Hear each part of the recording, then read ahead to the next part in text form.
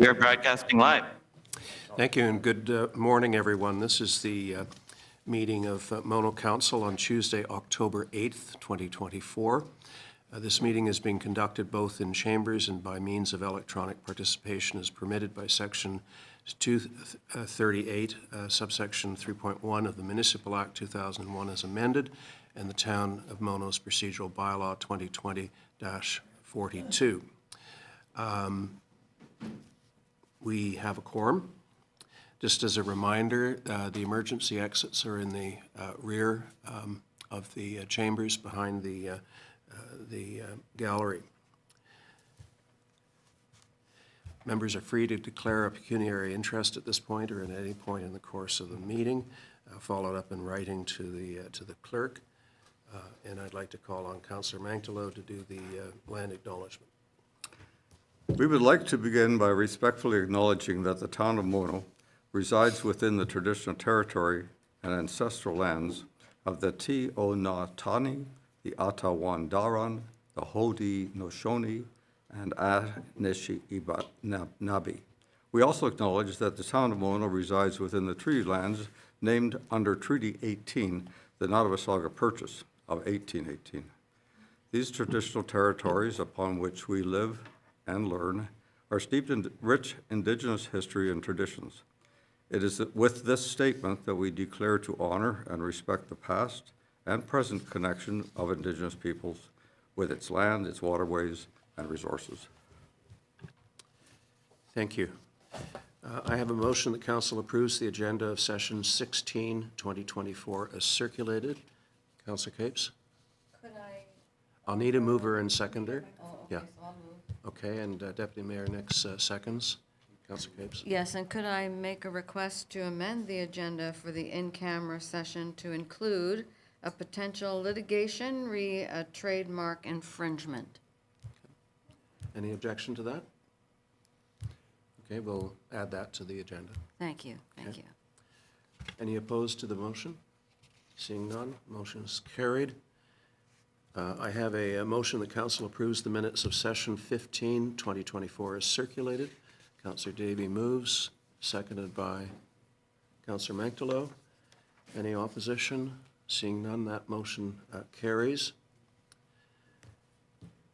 We have two proclamations. The first one is Local Government Week. Whereas every year Ontario celebrates Local Government Week during the third week of October to increase public awareness of the important roles of local governments play in our communities, and whereas Local Government Week was developed by the Province of Ontario, the Association of Municipal Managers, Clerks and Treasurers, and the Association of Ontario Municipalities to celebrate the key role that Ontario local government plays in helping to define the character, priorities, and amenities and physical makeup and quality of life of communities across Ontario. And whereas the municipal level of government performs the function that significantly impacts the day-to-day life of citizens, therefore, on behalf of Council, I'm proclaiming October 20th to October 26, 2024 as Local Government Week in the town of Mono. To celebrate? Yeah. What are we going to do? Well, We got a couple of weeks to think about it. we'll think about it. I think a recognition of the importance of local government is suggested by the turnout today. Thank you. Intriguingly, we have another proclamation having to do with Cybersecurity Awareness Month. Whereas October is recognized as Cybersecurity Awareness Month, and whereas Cybersecurity Awareness Month is an internationally recognized campaign held every October to promote cybersecurity, and whereas digital technology plays a central role in our everyday lives and it can have far-reaching security, economic, and social impacts, and whereas there is an increasing threat of cyber attacks and risks to our privacy, and whereas the internet is a shared resource and securing it a shared responsibility, and whereas the Corporation of the Town of Mono acknowledges its responsibility by taking a proactive and adaptive approach to data security on behalf of Council, I am proclaiming October 2024 as Cyber Security Awareness Month in the town of Mono.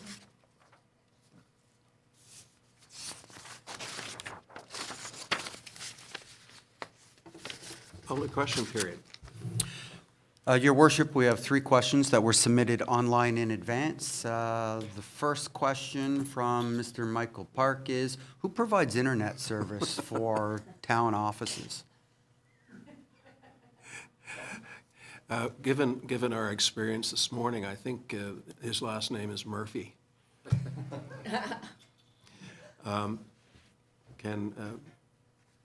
Can staff address that? I think I know the answer. So I believe Les? I believe Bell Fiber stops just out front of the town offices to the west. Right. Yeah. And to our other properties?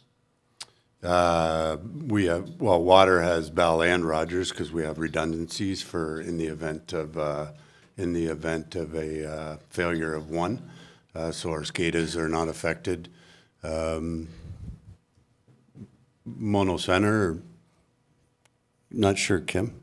Mono Center and Monora Pavilion, the providers.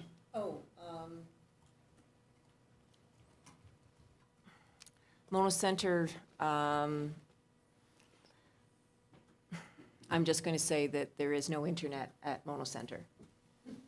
That's the simple answer. There's no internet out there. At Monora, we're now working with Bell, I believe it is, at Monora. Thank you. And the second question is, have all the liners for the ice rinks been ordered? And I think we were going to have a discussion about that. So stay tuned on that one. Okay, next question. So the next question from Michelle Fisher is, what is the possibility for Mono having a recreation center with an indoor pool for its residents? Anyone want to speak to this? It's a great question, and I've had that question to me by many people, moms especially, talking about the fact that they cannot get life-saving skills for their children. I've also had people in other age brackets asking me about this because they need somewhere to do light exercise for rehabilitation, and there's nothing available. It's very difficult to go to other surrounding areas without naming them because they serve their residents first, and we are not on the top of the list. And so I am actively engaging with the community to see what the interest is in this, and I will be bringing that forward to council at some point. Anyone have any other comments?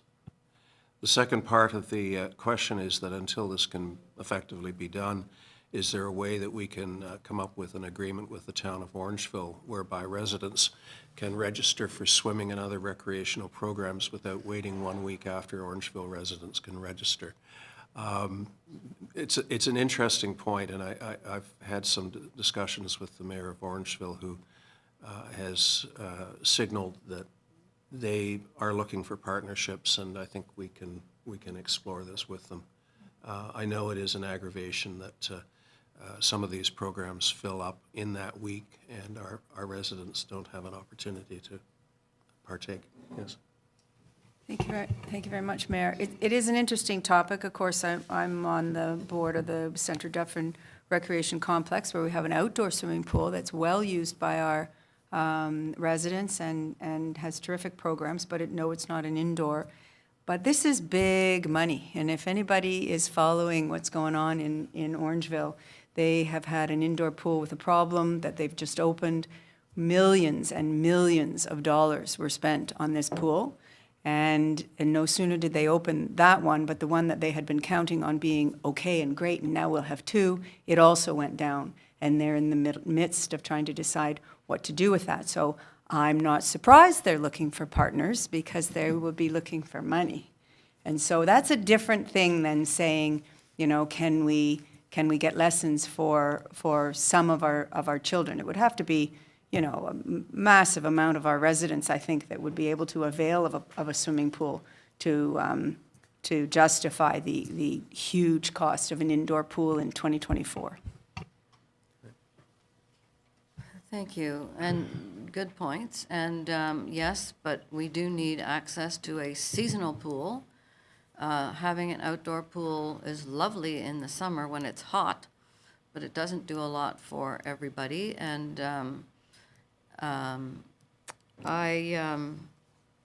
I'm talking to a number of different people about how we can make this happen. And I know that we have opportunity for grant money that we can pursue and for other funding.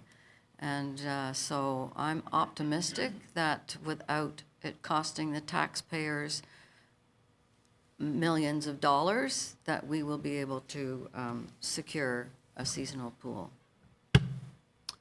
Thank you. Next question? Seasonal. That's it? All season. Yeah, that's what I meant. Thank you. Is there anyone in the gallery who has a question for us today? Yes, come on forward. Elaine Kehoe?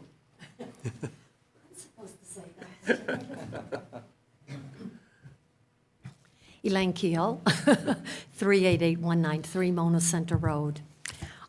First of all, I would like to ask, where can I find, I've reviewed the statement from the Recreation Department with respect to their budget for 2025, but I don't see anywhere in the budget where we talk about the revenue received from the various venues.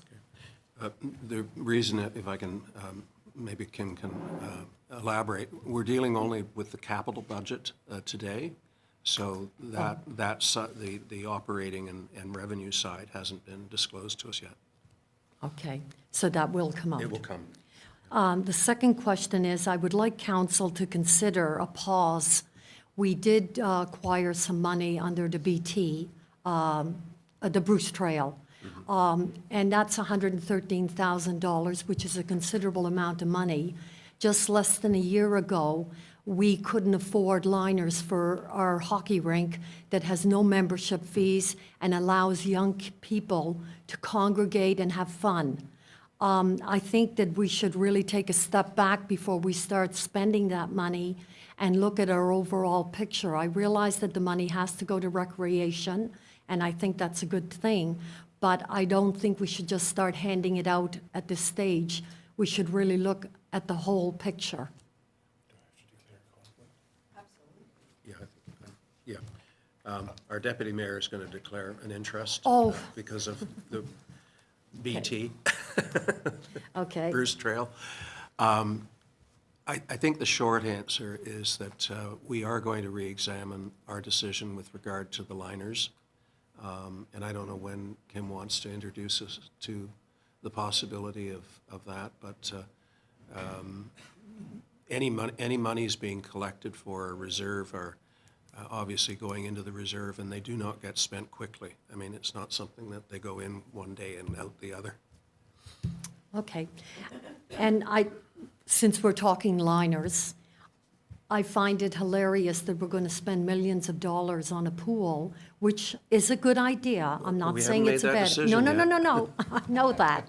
But at the same time, if our budget was so depleted that we couldn't afford liners for hockey rink, I find it amazing that we're considering or even putting forward the idea of a pool, an indoor pool at this stage. I think we have to take care of our fiscal issues that we have on the table right now and over the next couple of years. I think it's a good consideration and it should be brought forward, but maybe not for 2025. Go ahead. Thanks, Elaine.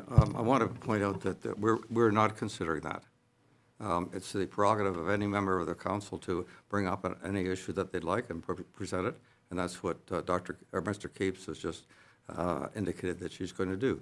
But that's as far as it's gone. Okay. Thank you. Thank you. Any other questions from the gallery? Okay, seeing none. We have a number of delegations today, and the first one is the Mono Tennis Club, and if the representatives from the Mono Tennis Club could approach and introduce yourselves.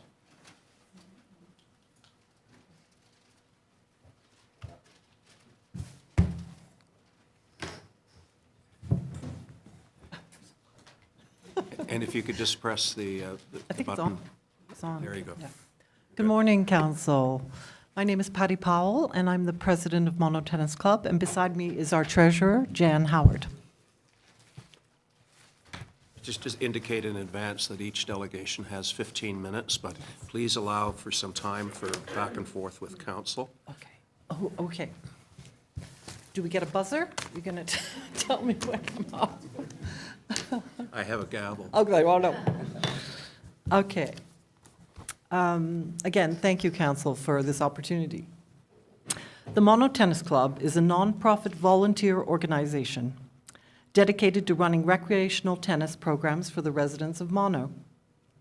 The club does not restrict membership and encourages all Mono residents to join the club and take part in all adult and junior programs we have available. We raise funds via membership dues, donations, corporate sponsorships, and fundraisers.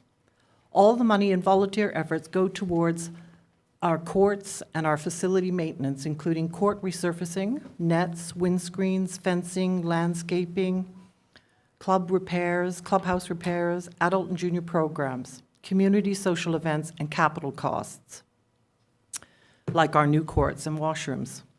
We are immensely proud of our 2 new wheelchair-accessible courts and washrooms opened this year, and very thankful to the town of Mono and the Recreation Department of Mono for all its support in helping us bring this project to completion. These new courts have received many generous accolades from the Mono residents, Tennis Canada, the Ontario Tennis Association, and visitors alike. None of this would have been possible without generous support from the town of Mono, as well as the federal and provincial governments of Canada. The wheelchair tennis players who have visited our club have commented, while there are other wheelchair-accessible courts in Ontario, very few of them have wheelchair-accessible washrooms, which I think is really, obviously, an extremely important part of this project.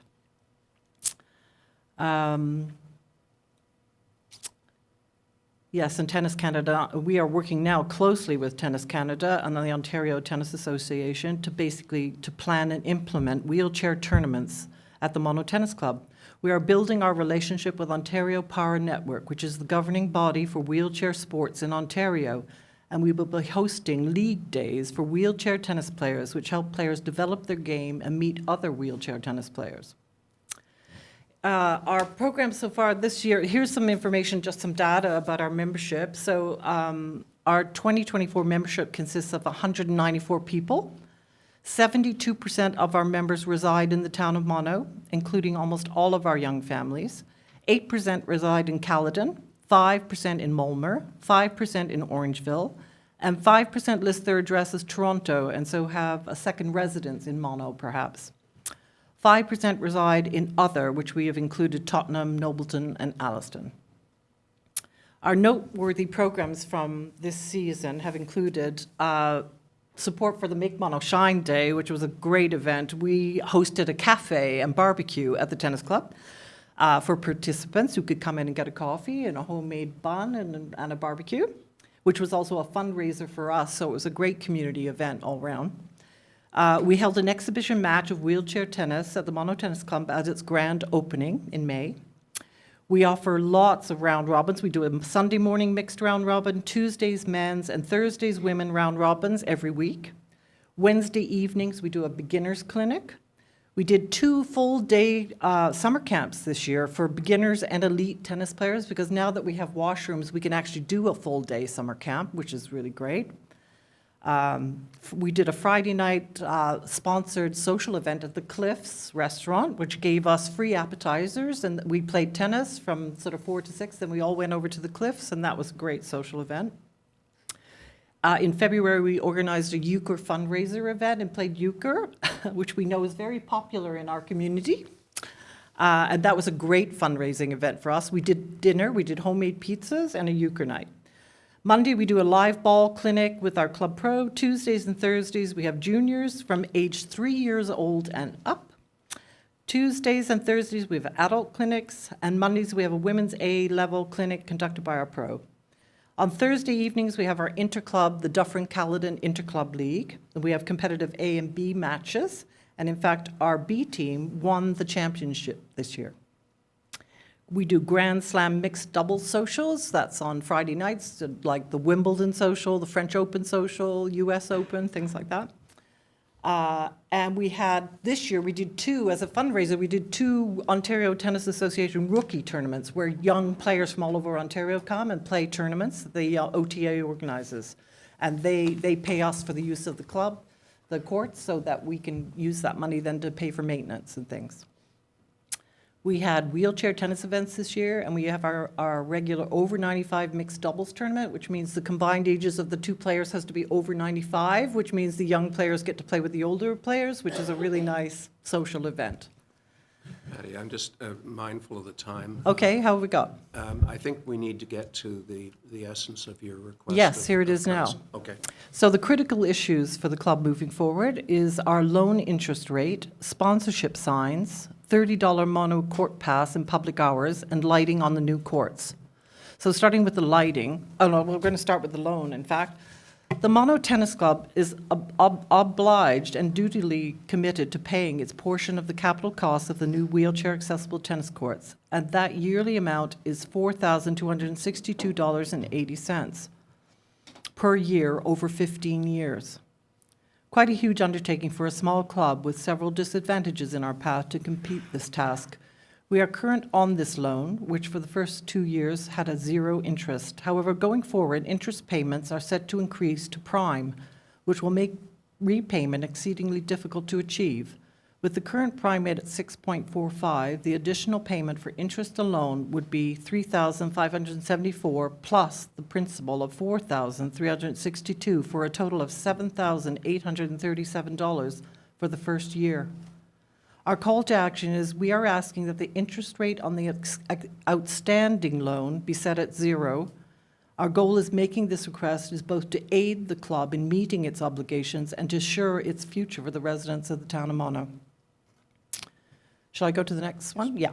So the sponsorship signs, and again, I know other clubs have that, so I'm not sure where we stand with this. But anyway, the Mono Tennis Club sponsorship program is a growing and important source of fundraising for us. Most, if not all, community tennis clubs in the area are able to thank their sponsors by putting up a tasteful banner on their court fencing. We would like to do the same. So the call to action is, at the first step, we would seek permission to put sponsorship banners only on fencing areas facing towards the interior of the courts. In some ways, we compete with those clubs for sponsors and members, so all we are asking here is to be on a level playing field with other clubs. So like some of it's tennis club, Wilson Tennis, we can get sponsorship from tennis manufacturers and things like that, and local people too. And right now, we don't have any signs on the club or in the club area. The next issue is the $30 mono court pass and public hours at the Mono Tennis Club. While we did not lose many members to this program in 2024, it does present a serious threat to the club's ongoing success. We have had members ask the executive why we have a tennis club at all, and should we not just fold the club and all become town racket club members for $30? For adult tennis players who do not have kids in junior programs, and this group represents a large part of our community, they're just basically asking us, what's the logic behind this? Members are also asking why their fees must cover the cost of maintenance, capital junior programs, while mono racket members do not. Currently, the club does not generate any surplus funds, and in fact, we must run a number of fundraising events here to make our ends meet. So any membership drop would be significant. We are also mindful that while going from 2 courts to 4 has been a terrific boost, it is also going to almost double our long-term maintenance costs. So the ongoing and future financing of the club is always a top of our concern. No other Caledon Dufferin tennis club offers public hours or is expected to compete with their municipalities for membership. So at Caledon Tennis Club, you can't play at Caledon Tennis Club unless you're a member. There's no, municipal pass that you can buy that allows you access. Only members are allowed to use the courts at other clubs in the area. While we understand that public hours may be proper in instances where the club restricts membership, let's say your membership is full so that you can't join the club, such as ratepayers could not otherwise use those facilities unless public hours are available. Mono Tennis Club has never restricted membership and encourages all Mono residents to join. Our membership dues are just the user fees necessary to maintain the facilities and the programs. Having said all that, we do understand why the town might still feel it necessary to offer public tennis courts to residents, and we propose a call to action. We propose that the Lynn Gibson Lake Tennis, Island Lake Tennis Facility, which does not have a tennis club, is currently very underutilized. We suggest it be converted to a dual-use pickleball tennis court facility and be designated as 100% for public use. The public benefits by getting access to brand-new Mono Tennis Club tennis pickleball facilities.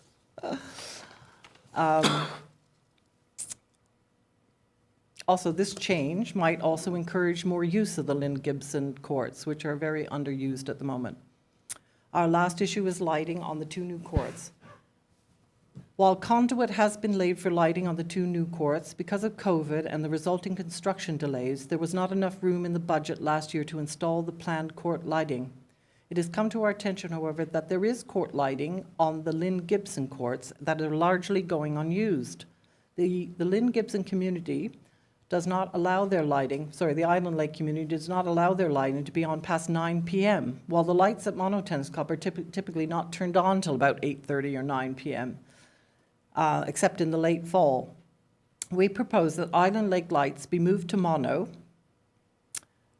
which would be a substantial saving over the cost of installing new lights on the 2 new Mono tennis courts, and may solve the lighting concerns for the residents of Island Lake and provide Mono Tennis Club with the lighting that was originally planned. Question, Fred? Not a question so much. That was a very thoughtful presentation, and I appreciate it. What I would like to hear, and I don't think we can do it today, could our Director of Recreation give us a report on what the consequences, particularly of the request made with respect to lighting and the deferral of the interest payments? Can you tell us in a report what that would do to our budget and whether we could afford it or not, and any other consequences for our next meeting? I'll talk about the interest rate first. The interest rate will be spoken about from our treasurer because he's been handling the loan agreement with the club. As far as doing a report, I would have to, I think, talk to our engineers who were a part of this project, along with the people who installed the lights. I also want to talk to council a little bit about the use of the courts at Lynn Gibson Park, and that could all be included in the report. That's what I want to know before we make a decision. I don't even know if it's feasible. have to have a council direction for that? Do we need a council direction? No, I think we just asked. Mike's got his hand up. Mike? Your worship, if I may, thanks, Patty, that's a great presentation. With respect to the removal of the lights from Lynn Gibson Parks, it never ends up being as cheap as what you think. There's not a lot of people there. I would suggest that council give Lynn Gibson Park a chance. It's 1 year old. Pull the lights out and they get a tennis club, which you're recommending pickleball in your report. And then the next question is, can we have lights at Lynn Gibson Park? So I would ask council to not make that part of the recommendation and let Lynn Gibson Park grow, considering it is new infrastructure. And that would be, I think, time better spent on the first couple of items that Patty has mentioned with respect to the financing and such. Melinda, then Ralph. Thank you very much. Thanks, Patty. That was it was good. I did read your report beforehand, and I had a bunch of questions. So of the 194 members, and 72% are from Mono, that's 139 Mono people that use your facility, your club, or join your club, right? So I was wondering, it doesn't say anywhere in your materials what, in contrast to some of our other presentations from other clubs today, how much is the membership? Oh, how much are the cost to join the club? Mm-hmm. Okay. So we have an early bird rate, which for a family membership is $175. So it goes 175 to, and what's if at last minute I want to join in middle of July? 185. 185. And then. The and then- adult, like a single adult, is early bird's 100, and the adult is 110. Okay. Then we have a junior membership, and the early bird is 55, and the regular is 60. Great. So it's quite economical. So, but then Yeah. if I want to join, if I want my little kid to take lessons and so on, then I pay on top of that because you have a pro? There are extra fees included in Yeah, your so membership? if you want to take like a summer camp or a Tuesday morning, and you've got a 3-year-old that's going to come out with the pro, you have to be, we say it would be great to join the club, otherwise you have to pay a guest fee every time you come. So it's actually more economical to join the club. And then you pay the pro makes the fees on whatever the course is. So if it's $150 for a 6-week course, the pro makes that money. So the club doesn't take any? We only take the memberships. You only take the memberships? Because the other question that I had for this report was, and again, in contrast to some of the other club, mono clubs that we've got going, before I say that, I agree that we should change your loan agreement, I would want to see your financials, at least some Yes. sort of a financial statement. Because to say that the Lynn Gibson courts aren't being used to their fullest yet, neither are your new wheelchair ones. I drive by there all the time, and I have actually, in the summer, and I just, it's random times I go by, I've yet to see anybody ever on it. So I know that it's going to take, these new facilities take time to grow. So those are my questions. So thank you very much. Well, again, we're a funny club in that way, because if you were in Toronto, you might have to wait 5 years to join a local tennis club.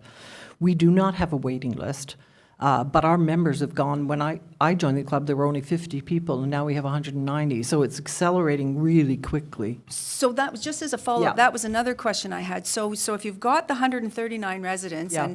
and COVID happened and things happened and Yes. everything, like how many would your dream, particularly with all these new courts, because you can use the Lynn Gibson as well for tournaments and stuff, what's your dream number of membership? Well, again, it's really hard to work out, because what happens is right now, because of the demographic, our mornings are really busy, because most of a large group of people are retired residents of Mono. So we have a regular men's and women's socials, basically round robins that happen, 3 times a week.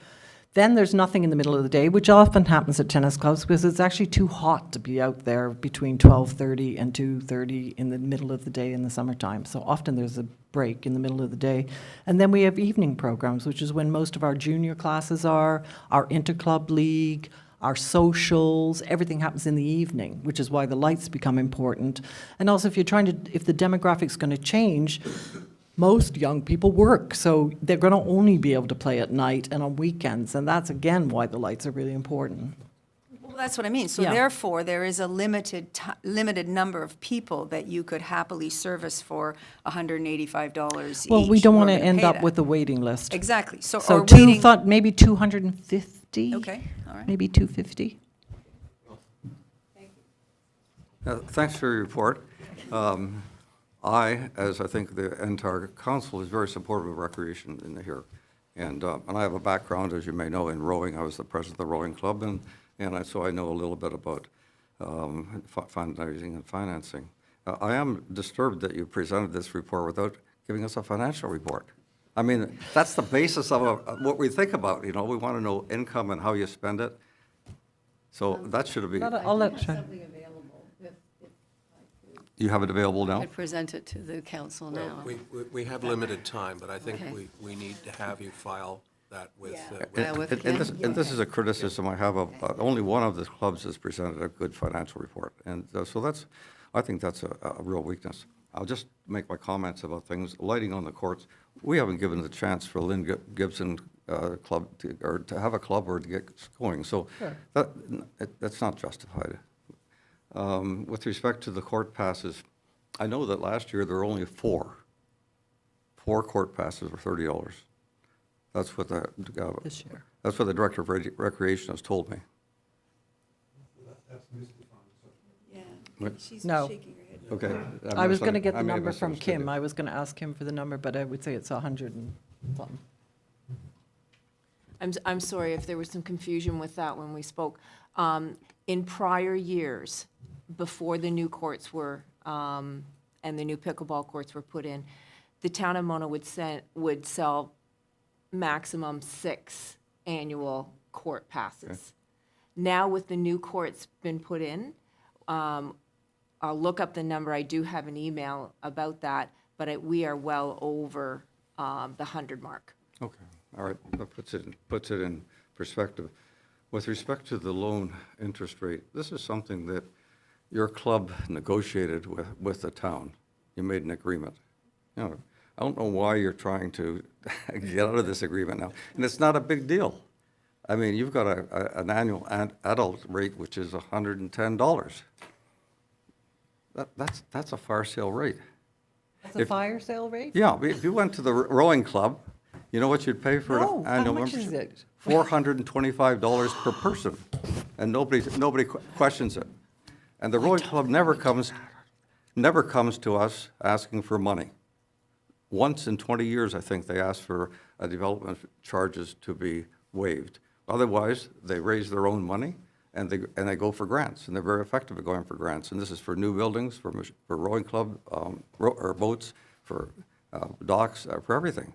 And I'd encourage you, I think it's your responsibility to pay your own way. Now, there may be exceptions, but basically, I think we all should be paying our own way, particularly in our recreational areas. So I can't support that. In fact, it's only $40 for every person. 192 times 40 gives you the coverage. So just increase your rates a little bit. Unfortunately, it doesn't, because when we negotiated this, it was way before COVID, and actually, interest rates went so high. They were at 2% when we negotiated this, and I think it was our fault, really, originally, that we didn't say, look, we want to set interest rate, because we didn't submit the budget, because we have it all prepared and it's ready to go, and it shows you how terrifying it is as you move forward, how much interest rates we end up having to pay and raise every year. And we're really, our board, we want to do as best we can now, but we're thinking about the future of the club and who's going to take on this debt. When the executive we have now steps down and new younger people step up, they're going to inherit a huge debt, because interest rates just keep accelerating. Actually, they're coming down. They are coming down, but even at 4% is not what it was when we started.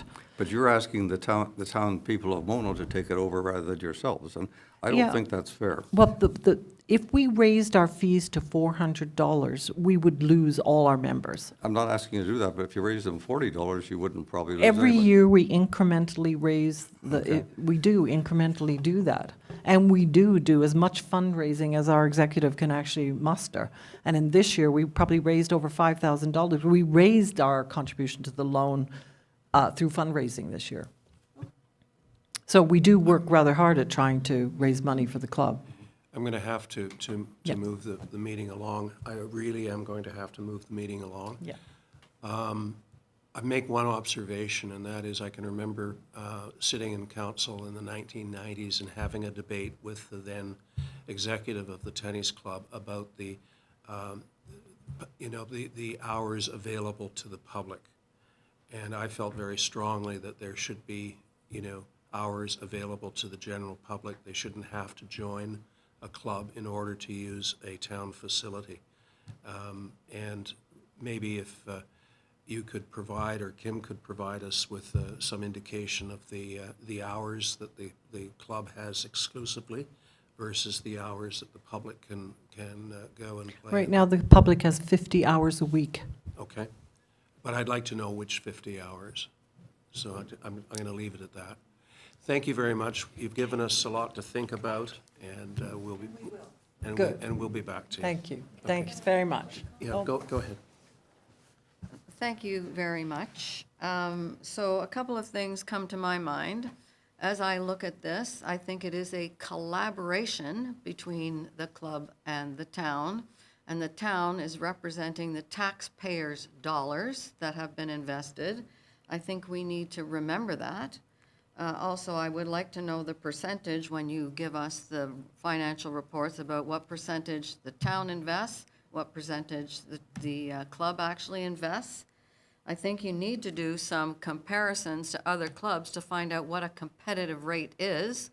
and you should charge accordingly, so that's just, anyway, but thank Awesome. Yes, you. that's very complicated because right now it's 50/50. We pay 50% of maintenance and the town pays the other 50. And in other clubs, if you look at the whole community, unfortunately, Caledon, places like that, Palgrave, the town pays all of the maintenance. So Okay, it's very I'm not different. asking you to give me the answer Okay, here. okay, I'm fine. just saying Yeah. that's what Yeah, I more would like to information, yeah. understand. Thank you So very much. thank you Well, very Kim, much. Kim has a lot of that. Thank you. Thank you. And our next delegation is the Nordic Ski Club. And welcome, Mark. Former Deputy Mayor of the town of Orangeville. Mayor Krillman, Deputy Mayor Nix, Councillor Capes, Councillor Davy, and Councillor Mantlo, thank you very much for having me here today. Apparently, they're going to somehow show me how to do this PowerPoint. First of all, it's my pleasure to be here on behalf of the Nordic Ski Club. Thank you. Okay. I'm not sure how this is going to go. Here we go. A brief club history. We started in 1985. We got our not-profit status, and we began work on the trails. In 1989, the Monora Park Pavilion was built by the town of Mono, and the club began to seasonally operate out of the pavilion. Our mandate is to provide residents of all ages and abilities with the opportunity to be active and involved in their community. This past season, despite the limited amount of snow, we had a successful year. We had 787 members, 108 of them were new members, 203 of them were town of Mono residents. During our guests, we had 426 people pay online. We had 555 who used the honor boxes, and the bottom ones there on the weekend. We had 875 passes sold on the weekends, and we had 475 equipment use. And those numbers are important for one reason. This year, we were only open 5 weekends, so there were only 10 days that we had that. And just along that line, just because I know the rest of the organizations are here for money, I just wanted to say that this year we paid for 41 days to rent a Monora Park. We used it 10. Okay. Next. For 39 years, we've had a unique relationship. We've worked together with the town of Mono, the Credit Valley Conservation Authority, and 2 private landowners. By working together, we do trail building and maintenance of the property, 16 kilometers of trails. This past Thursday, Friday, and Saturday, the Mono Nordic contributed over 100 hours of volunteer hours to work on the trails. We still have many more to do, and I know, I think it's the 26th of October, the town of Mono and the ski club are working together. There's I think it's 26 feet, Mike can tell me the numbers, might be 26 feet of boardwalk that needs to be built. The town of Mono is providing the materials. The Mono Nordic Ski Club is providing all the volunteer hours to get that done. Also, as far as the trails are concerned, in the summertime, the town of Mono, the Mono Nordic Ski Club cuts all of the grass areas in the trail area. So basically, the hardwood bush is CVC land. There's not much grass growing, but out in the pit area and where the trees are being harvested, there's grass on those trails. We maintain those for the town of Mono. This year, we were very fortunate during the weekdays. I think we had 1,400 students from the county of Deferred who were able to participate in our school ski program. We charge $5 for them to ski. The town of Mono provides the facility for us to distribute the equipment with. And when we are speaking with the children, the first thing that the supervisor always says is that the reason we're doing this is because of the partnership we have with the town of Mono, and $5 for the 1,400 sounds like a little bit of money. Our normal fees for equipment rental and trail rental is $25, so it's a minimal fee. That money does not go to, goes to do a little bit of training at the start of the year for our volunteers who participate that, and we give them a little meal at the end to thank them for doing that. The rest of the money we make from the school program goes to purchasing new ski equipment. And those of you who are skiers know that for many years we used SNN skis, and now those skis are, you can't even buy, they're not making any of those, so we're transferring over to the new kinds of skis with that. What else do we got here? Here's in the wintertime, we have paid staff who groom the trails for us. In the summertime, we have the volunteers who mow the trails, take care of those. What else do we have here? Well, to thank you. I just want quickly, we participate, we have a family day where we offer free skiing. Last year, we had over almost 400 sets of skis we gave out for free on Family Day. That's, again, that's a partnership with the town of Mono. This, I think it's November 1st, the town of Mono is having the pumpkin walk in the on the trails, and we're going to provide volunteers to help with that. I know last year it took staff a long time to gather up all of the pumpkins. We're going to help with that, so that'll eliminate some staff time. And that's all. If you have any questions, I'm happy to answer those. Any questions or comments? Ralph? Again, we didn't see a financial report from you, and I would have liked to have that. Yeah, I'll ask you about one item. Do you pay rental for the use of the Mono Community Center? Yes. Monora Community Yes, Center? and this year, Ralph, we paid 41 days to rent the facility. We only used it 10. Okay. Okay. And how much did you pay? You'd have to check with your staff. I believe it's close to $5,000. That's the usual rate, I think. Yeah. Okay. Well, as a former ski racer, I'm very impressed. I'm very impressed with your club and what you do. It's really pretty wonderful. I know you're because I've skied there quite often in the past. You got a real challenge coming up though, and it's called climate change. Absolutely. And every club has it, so I don't know whether you're thinking about how you might handle that, but Sure. I'm sure it's in the back of your mind. Yes, absolutely. And just on the financials, I just wanted to say that our rates for membership, $55 for an individual for a volunteer member, $110 for a family. And those rates, we don't know when the last time we changed them. Somewhere between 12 or 15 years ago was the last time we increased rates. Thank you very much. Yes, Yep. it's a great program that you've got. I've come out and enjoyed the family day, and I've skied there with my own equipment. The key is the 787 members. Well, right. I mean, that's why you're not having to up it, right? Absolutely. Before COVID, we had 400-ish members. COVID, the first year of COVID, 1,600. Second year of COVID, 1,400. The year after that, 1,100. Now, this past year, 700, whatever I said, 780 or whatever. So it is. then the thought would be that it will be settling back down to your 400-ish. Absolutely, Right. and that's why we're trying to get the members of the board to understand things are good now, but that doesn't mean they're going to be good forever, and so, yes. Right. Oh, yes, I'm keen to see your financials when you give them to us, but yeah, thank you very much. Good presentation. And just for everyone's information, we're not asking for any money, okay? Okay?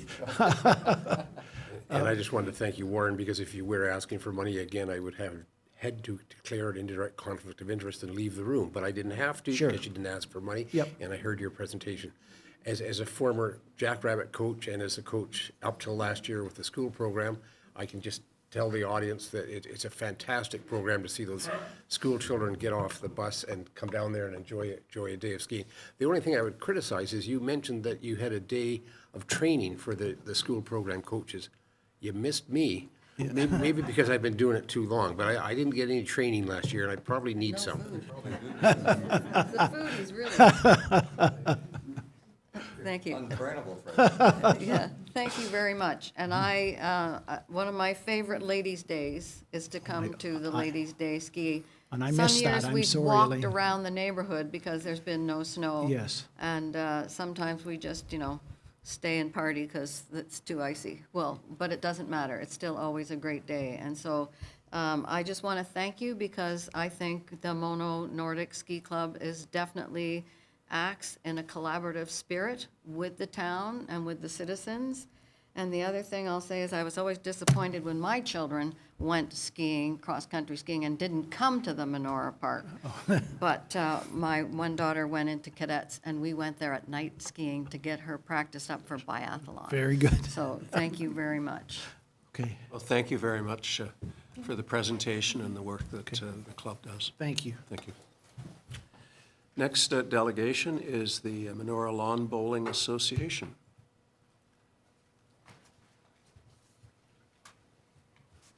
I should have worn my T-shirt today.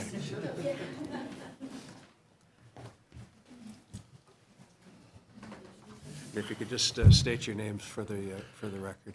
My name is Paul Hayward, President of the club. My name is Judy Lichty, and I am the current secretary of the club. Your Worship, Mr. Mayor, Member of Council, administrative staff, ladies and gentlemen. Monora Lawn Bowling Club is celebrating 120 years this year in existence in Mono and in Orangeville. Quite an accomplishment. I want to suggest or let you know as well, members of our board. We have Vice President Neil Matheson, Carl Riddler, we have Ruth Merkley as our treasurer, and we have, please don't let me forget, John Hooper is our immediate past president.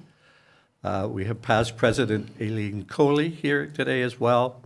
And we are here basically to partner with you to go forward with municipal, provincial, and federal grants to replace the playing field at the club and also to replace the clubhouse itself. I'm going to ask Judy to give you a little bit of history of our club, and then I'll go forward with regards to some of the costing and budgeting that we have come up with to date. Thank you, Paul. As he mentioned, we have been around for a long time. The Orangeville Lawn Bowling Club was founded in 1906, and we resided in 2 different locations in Orangeville for 85 years. But we moved to Monora Park in 1991, and at that time we changed our name to the Monora Lawn Bowling Club. And we have enjoyed that place of residence for 33 years now. When we moved to Monora, the greens were natural grass. This is a much different playing surface than an artificial turf. It's a much slower game. The grass is very unpredictable. It gives us a shorter playing season, and it's very high maintenance. It also incurs more upkeep costs to maintain the grass, and our members have to volunteer a lot more of their time to help maintain it. So the club decided to switch from natural gas to the artificial turf, and our spring season in 2002 play started on the artificial turf. So the turf has served us for 22 years, which is long past its life expectancy. Artificial turf is typically from 15 to 20 years. But it is starting to show a lot of fatigue, and it is wearing. We are hopeful that we will get another maybe 2 or 3 years out of it, but its days are numbered. Some of the reasons why we are asking for funds from various governments, because it's important to keep this club alive. And so doing, we need some extra funds. The reason it's important to keep it alive is because lawn bowling promotes both physical and mental wellness. It is a very social activity. It's a lot of fun. It's enjoyed by all ages, not just seniors. A lot of people have the idea that only seniors lawn bowl. That's not true. And it's one of the few sports where you don't have to be physically fit to participate. You don't have to be an athlete. So there's a lot of people that are members that really have no other sports available to them. It's not an expensive sport. We charge $140 to our members. That gives them unlimited play for the entire season. They can play as a spare. They can join any or all of our 5 leagues. We have morning leagues and we have evening leagues. They can also play at any time in our ad hoc jitney play. The courts or the greens are also available to them individually if they want to come by and just practice, or if they want to create their own games for social play. We also organize in-house tournaments. We try to have one every Saturday, not every Saturday, but one Saturday every month throughout the summer. And we also have social barbecues in the evenings. So it's a great place to gather, a great place to meet friends, enjoy some activity. Historically, we've had over 100 members. Post-COVID, our membership dropped to 47. So we're slowly building again. We're up to 76, and we hope to see that increase continue over the coming years. But we also open our clubhouse to non-members. We rent the facilities so people can host private parties, birthday parties. Our most notable birthday celebration notably has been this past summer when we celebrated 120 years. That was a great turnout. We had a lot of fun. We also use the facilities for local schools and local clubs, learn to play. We don't charge anything for this, but we do need our volunteers to be there to help them to understand the game, to show them how to play, and et cetera. We do rent the facilities to help fundraise for Learn to Play to local businesses, other associations, and other clubs. And we have our annual spring open house, which is open to the community, non-members to come out, learn how to play, get to understand what we do there, and hopefully get them to join as members. So that's basically who and what we are. So I'll pass it back to Paul so he can tell you where we want to go from here. One of the other things that we do, we are members of the Ontario Lawn Bowling Association, and 2 seasons ago, we hosted the Ontario Men's Singles Championship, and it was quite interesting to see the caliber of players that came from all over Ontario to play in that championship. The winner, the day that we hosted, went on to Vancouver and came in second in the Nationals. So we do get involved in that type of situation as well with our membership. Where do we go from here? Well, the building and the greens need a lot of help. There's 15,000 square feet of carpeting that needs to be replaced. We have looked at quotes from other clubs that have had their greens replaced, and we're looking at the $200,000 to $225,000 range to budget just to replace that.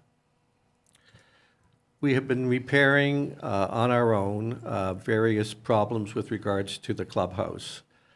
Just last year, the floorboards had rotten out in the washrooms, so they had to be replaced, and the toilets all fixed again, and new flooring was put in that particular area.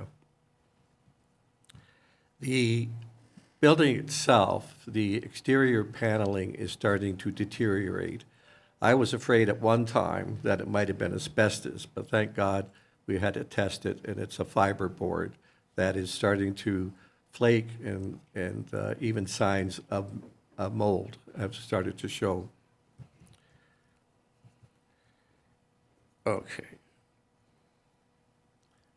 We just recently received a quote for new lighting in the club. We had one lamp replaced just recently, and it was the last lamp available of that type. They're not making them anymore. So going forward, we're going to be forced to replace that. We just recently got a quote of over $9,000 to replace the lamps on the court. I went to, just thinking how we want to make, we want a new clubhouse. We need a new clubhouse. And you just can't come to council and say, hey, let's partner with the province and the federal government and get grants, and let's get a new clubhouse. So I went with a friend of mine who's in the construction business, and to help make the facility more accessible to handicap, we are looking at demolition work with regards to the existing clubhouse and garage. We would put a slab, concrete slab down, which would facilitate the water and electrical and not have freezing pipes like we had last year. We would build on that pad, which then would make it accessible to handicap, and we would have wheelchair accessible washrooms in the facility as well. It's extremely difficult under the circumstances right now to have any handicap people involved in the club and on the greens. There's no reason why someone in a wheelchair could not lawn bowl. It's a great sport. It's something that I joined about 4 or 5 years ago, and it's the best kept secret going. It's a lot of fun. It really is. So we need to demolish the existing facility. We need engineer drawings, architectural drawings, all of which cost money. The square foot cost of the building itself.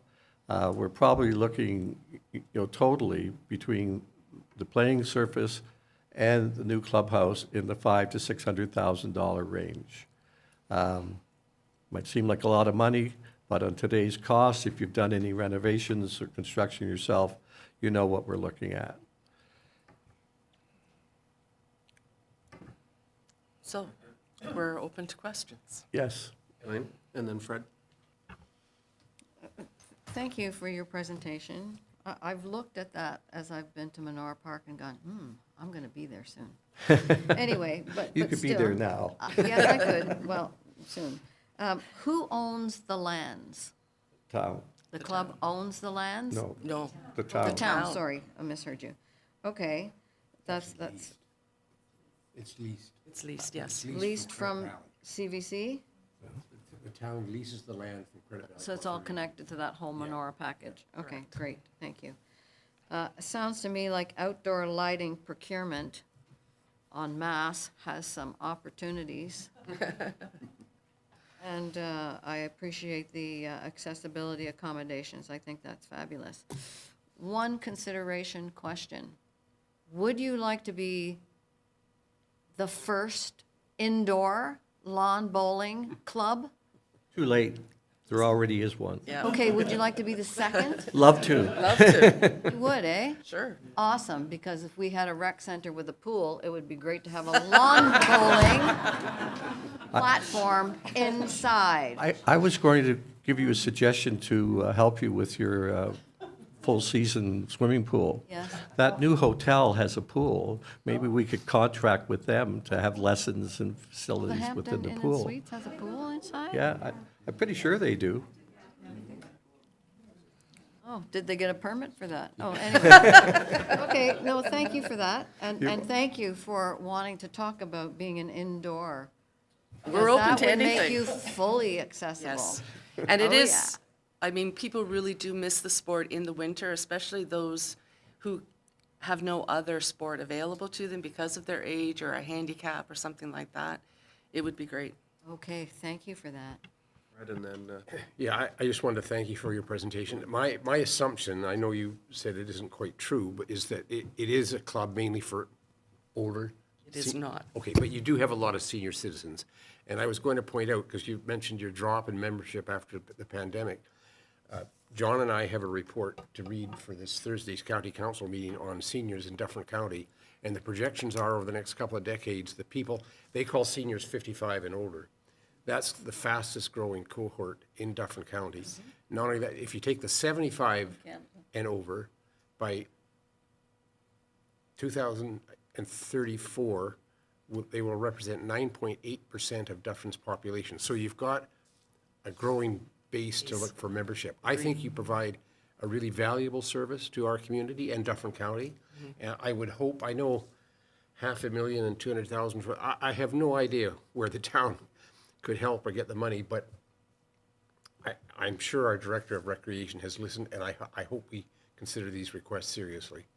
Thank you. Thank you very much. It's very interesting, and particularly because of the new hotel there. I've been over a few times having a look and saying, oh, I'd like to join. So I will be joining. But I would, just as a clarification, your turf makes it so that you're classified as indoor, no? Wasn't there something about because when you had the men's championships, that it was, For some reason, it is classified as indoor when it comes to the tournaments that are offered throughout the province, just because of the turf, not because we actually have because of where you're both rolling. Exactly, because the grass, playing on grass is a totally different game. I thought that was interesting. I remember when Kim told me that. Thank you very much. And Ralph? You find as well that with these tournaments, the competitors prefer to have the artificial turf as opposed to grass. Yeah. And as a result, the requests that come into our club become numerous over the years. What we're looking at here is not something to be done overnight. We obviously are looking at a 3 or 4 year program, but wouldn't it be nice for our 125th anniversary to have a new facility that is appreciated by this demographic that is growing? I don't know what level I'd be at right now, at 82, over the hill, I don't know. But anyhow, I think that we can all see that the future is in having the facility where young people as well as our seniors can take advantage of. And we are looking at partnering with you to do that. We are fully committed to work diligently to see this happen. Thank you for your presentations. That's very articulate. Appreciate it. I noticed that you have a balance as current of 17,000 and plus. Do you also have a reserve fund for the purpose of replacing the turf? And how much is it not? We have not set aside specifically for that. We've just had the general funds set aside for upcoming requirements. Okay, so that 17 is your total balance, including whatever you might be putting into the I think turf. it's 33 with our GIC that we've been investing on an annual basis. I missed that, yes. Yeah. Okay, thank you. Right. Thank you. I think, and you probably have considered this, but that one of your possible helps is grants. And I've had some experience with PSI, who's been very supportive, and I think that's going to be the way to go. The town is, and the council here is presently dealing with, starting to deal with the budget, and it's probably going to be worse and harder than last year, so we're going to be real skinflints. I should just warn you of that, but I think grants is really a way to go. I'm very supportive. I think it's a highly skilled game, and when I'm a little bit older, I'm going to take it up. I think you should. I think part of the support we're looking for is helping us get to those grants, because nobody currently on our executive has ever gone through the process, so we're not even too sure where to start, and we don't want to compete with ourselves in the process, but we would like to take advantage of whatever's out there that we should try to go after. Thank you. Speaking of money, I just wanted to ask. So you started out as Orangeville and you've moved to Monora, but did you give us, 36, so you have 76 members, but 36% of them are from Mono. So I take it you're also making a delegation to Orangeville and. We try to get people from wherever, like they So- come from Shelburne, Inglewood, Right, Dufferin. but because you're right where you are in Monora, you've got a lot of people from Convenient. It's convenient, Yeah. right? So the question from the tennis club earlier regarding sponsorships and so on, I noticed that you have you have this whole sponsorship, and that everybody, you only have to give $200 to get some sort of signage on the interior of your fence. How did that come about that you can do that, and we've had other clubs that don't? How did that happen? I don't know. You guys That was know? before my time. So it's been there since 91, you're thinking? Well, I don't know. There has been a sign there for as long as I've been a member for the Home Hardware in Shelburne, because they must have contributed either material or labor or something. That was there for years.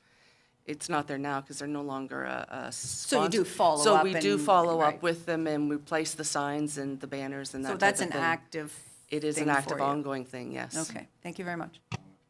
Yes, quickly, and we have to move on. If you can give me your contact information, I can put you in touch with somebody who's had experience with getting grants with the rowing club. I would appreciate that very much. Thank you, Ralph. Well, thank you very much for your presentation, and I must say I enjoyed your day. anniversary party. Learned a lot about the sport that I didn't know. Yeah. You know, we will stay in touch and try and assist you in whatever way we can. Thank you very much. I would also like to put a shout out to a lot of our members that came today to show their support. I think that it's awesome that we had so many people come. Very good, very good. They don't look like young people. See what I tell you? Young at heart. I think also being very aware of people coming to council for money. My personal goal is our municipality won't have to pay a cent. With the grants that are available for handicap accessible, and with OLBA and provincial election coming up, federal election coming up, maybe there's some people out there that want to support our communities. And when I say partner with you guys, I say partner with the idea that we raise all the money outside of our municipality. Wouldn't that be a great deal for everybody? So that's what my goal is. Well, and there's certain service clubs that are very successful and very generous. I'm thinking of the Lions as an example. Right, and Rotary Club. And Rotary and others. So there's an option for you to pursue as well. That's a very good idea. Thank you. Thank you very much for your time. Thank you for your time. Really appreciate it. Thank you. And indoor really works. I'm with you. And our last delegation is the Mono Pickleball Club. Good morning. Hello. There we are, the Jaegers. We are working with Andrew at the moment to share our screen. We have a presentation. We would very much have preferred to be there in person. However, 6 months ago, we arranged to come to visit our children in Alberta for Thanksgiving, and thus we are going to do our very best to tell you some details about Mono Pickleball Club remotely. We do have a presentation that I believe It's not coming up. should be coming up any moment. No, try it again. Technical issues always take a moment or two, and thank you for your patience. Well, and we have a copy of that and have read it as well. You have a yes, you have a copy of our original submission. Okay. However, without redundancy, we feel that because we are in our very foundation year, we would like to give you a little bit more information about the philosophy and the values of the Mono Pickleball Club. We have set our timing to be 8 minutes, which should allow time for questions. And I think we are getting really close. Thank you, Andrew, by the way. Good morning, everyone, and I am Rod Yeager, President and Registrar of the Mono Pickleball Club. I'd like to thank you again for the invitation to meet with you today. I'd also like to thank all the other presenters, particularly Warren and Patty and Judy, who are all members of the Mono Pickleball Club.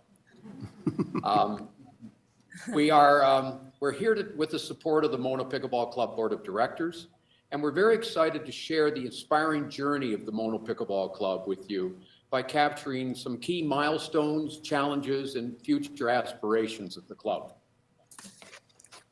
And for those of you who do not know, my name is Ann Yeager. I am the Communications and Community Liaison for the Mono Pickleball Club. You have received our written report, and we would like to share with you a bit more about the Mono Pickleball Club, pardon me, without being redundant with the report you've already received. There have been thousands of hours of diligent work done by volunteers, particularly by the board of directors, to bring the club to where it is today, which is a mere 2 years since its foundation. I am sharing here our vision and our mission that was developed by a group of individuals from the club. And you can see that our mission is to promote and advance pickleball, making many opportunities available, and providing an environment which is respectfully social and safe. This mission, and vision continues to guide the decisions which are being made on a very regular basis by the board of directors. In 2022, we started modestly with 44 founding members, playing on a makeshift court while planning for the future. In 2023, the club grew to 175 members, even though we had no courts available to us due to construction. Fast forward to today, and our club is a thriving community of 266 pickleball enthusiasts. Mono College Park has been transformed into a premier pickleball facility with 6 dedicated courts. The court reconstruction was made possible through grants from the Ontario Trillium Foundation and the New Horizons for Senior program, and support from the town of Mono and the Mono Pickleball Club. These grants and the town and club's involvement were crucial and enabled the establishment of the only community club with dedicated pickleball courts within a 50-kilometer radius, as stated in the grant application.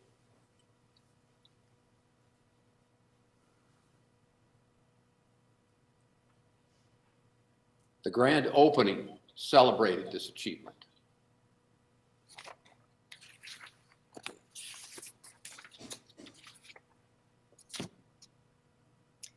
Beyond providing a place to play and to build relationships, Mono Pickleball Club has engaged in the community. First, through public awareness with our website, followed by monthly newsletters. Furthermore, Mono Pickleball Club members were personally involved in overseeing the court construction, and the club invested almost $19,000 in the court completion. Our members take pride in stewarding our facilities. The countless volunteer hours spent maintaining our courts, from daily maintenance to annually setting up and taking down of nets, windscreens, etc., to ensuring rules are respected by its members, all while fostering a welcoming community and safe environment for its members. Mono Pickleball Club has participated in municipal events as well. We've made significant contributions to the local food bank.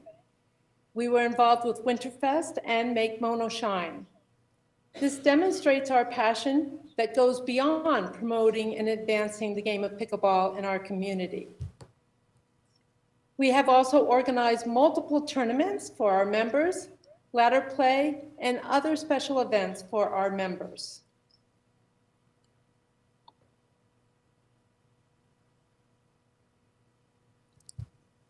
Despite challenges such as managing our rapid growth and providing program for recreational and organized play at various levels year-round, and I will just expand on that. Perhaps not everybody is aware that the club contracts space in the off-season to allow the enthusiasm of pickleball to carry on throughout the off-season of outdoor courts. You'll notice on the board is our schedule, and you'll see that we do have a varied and wide-ranging opportunity for our various members to be involved in playing pickleball. Our membership is very diverse. Approximately 1/3 of our members are new to the game, and thus it is very important that we provide affordable lessons for our new players. And our experienced players, of course, want to improve, and we also, with our own coaches that are qualified, provide lessons very reasonably.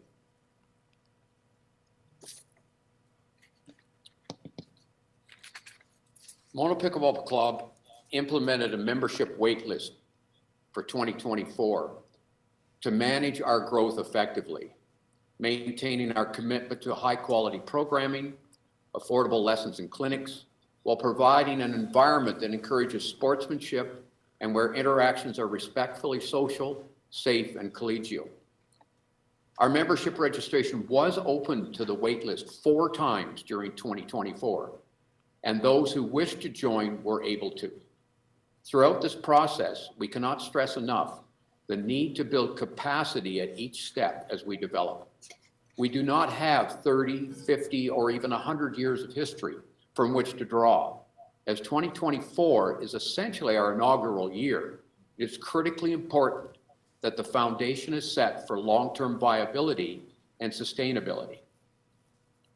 Looking ahead, our goals include expanding our membership, enhancing our program offering, acquiring sufficient court time, which is presently less than 50% of hours available. If you'll notice the slide, we'd like to add a sun shelter. We're proposing a singles court, practice boards for our members, on-court equipment storage, and as many of our members arrive on bicycles, we'd like a bike rack. Long-term, a clubhouse for our members to provide opportunities such as tournaments and to better enjoy the social aspects of the game. Furthermore, we are committed to building a reserve fund to enable the club to share in the cost of refurbishing the courts in the future. Already, this fund contains $10,000, which we intend to match and invest annually as part of the club's financial planning.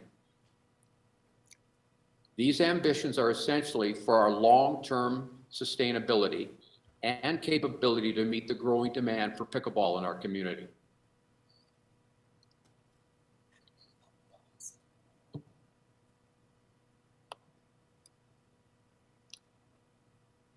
Echoing the request from the Mono Tennis Club, the present layout of Lynn Gibson Park tennis courts allows the addition of pickleball courts.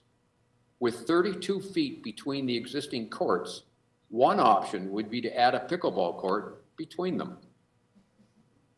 Pickleball courts, by the way, are 20 feet wide.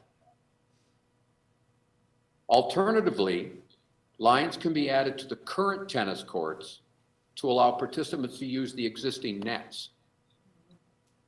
This model is used extensively in municipalities across North America. Now, these are only suggestions with further configurations to explore. Adding pickleball courts at Lynn Gibson would achieve 3 goals. Lynn Gibson courts would be better utilized.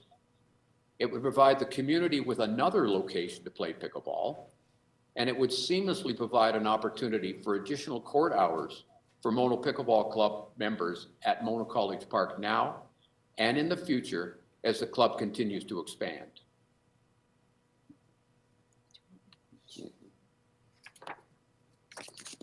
In closing, the success and accomplishments of the Mono Pickleball Club in just 2 years is a testament to the unwavering dedication of our volunteers as well as the support from the town of Mono.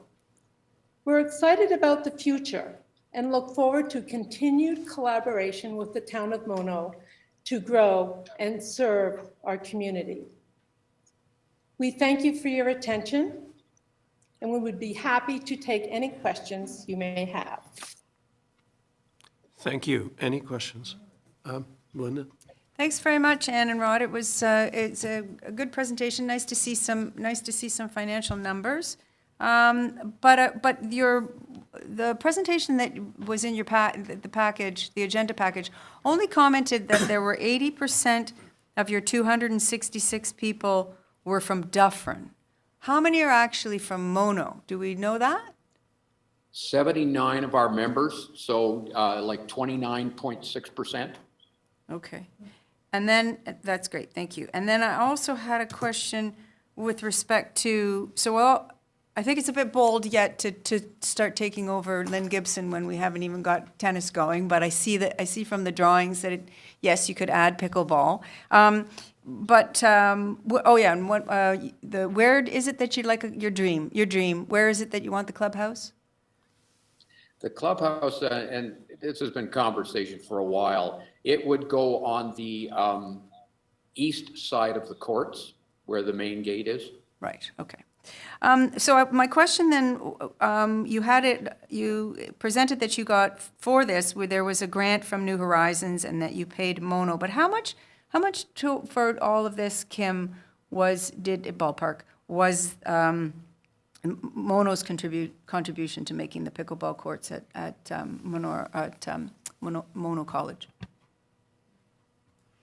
Back in the 2022 budget, Mono had committed $109,000. It could have been the 2021 budget.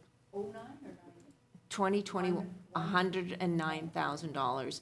And that was before we realized that we were going to go ahead with pickleball. That was when we just thought we had to do some major renovations to the tennis courts. It was after that then we were approached by the Mono Pickleball Club to possibly rethink what we wanted to do out in those courts. And then we also, and then the town agreed to that, and we went forward and pursued the Ontario Trillium Foundation grant, which we were successful at getting $150,000 for that. And then the New Horizons grant, which the Pickleball Club, they went after that grant on their own, which was terrific. And they were successful at getting an additional $25,000, which part of that was kept amongst the Pickleball Club for them to purchase paddles, nets, balls, equipment that they very much needed for their new members so that people could come and learn how to play. And then another portion of that, they did contribute towards the actual building of the club, of the courts. The courts altogether cost approximately $350,000. So 350,000 were the, and Yes. 200 and so we had budgeted the 100. So our We had 100, budgeted our 100 100 went into that, plus the grant monies, Plus the plus grant the monies. little extra to make. Correct. Okay. All right, great. Thanks very much. Thank you. Any other questions? Ralph? Thanks, Ann and Rod. I really appreciate your presentation. It's been very interesting to watch the rapid growth of this sport, and particularly this club here in Mono. That's terrific.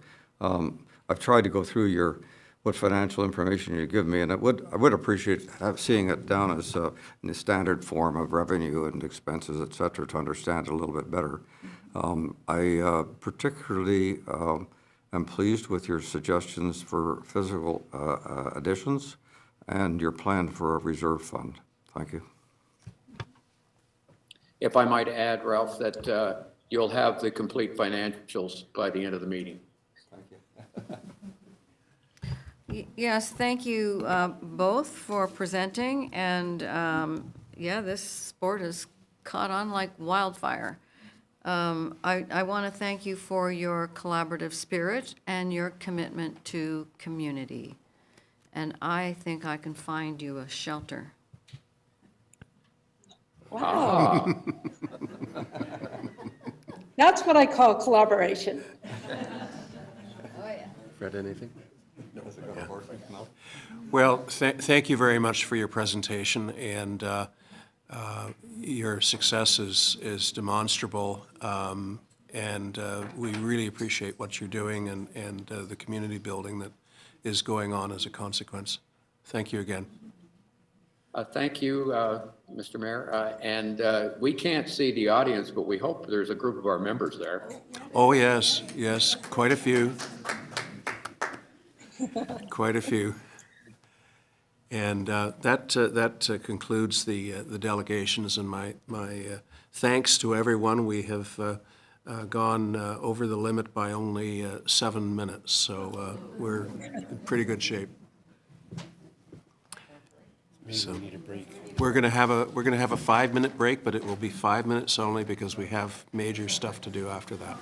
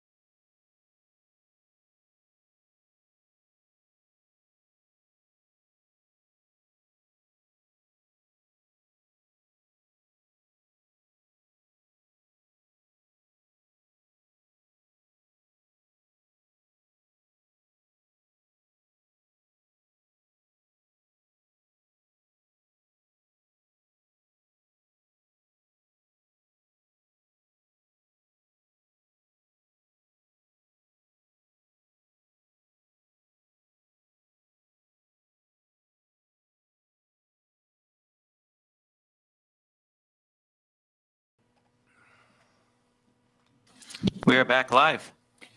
Thank you. Next item on the agenda is the unfinished council business list. Any questions or comments about that? Seeing none, we come to the budget portion of the meeting, the 2025 administrative capital budget. Who is leading off on that? I think we just go softly for the first moment or two, Okay, thank you, Mr. Mayor. and then Ralph will join us. First bullet point, compliance with the town of Monora and zoning bylaw. Just click on zoning. Okay, just okay. If you go under, no. So that page number. Andrew, is do we have somebody chiming in from external? Open just mic. for 1 second. Yes, hold on. That gave Ralph an opportunity to rejoin us.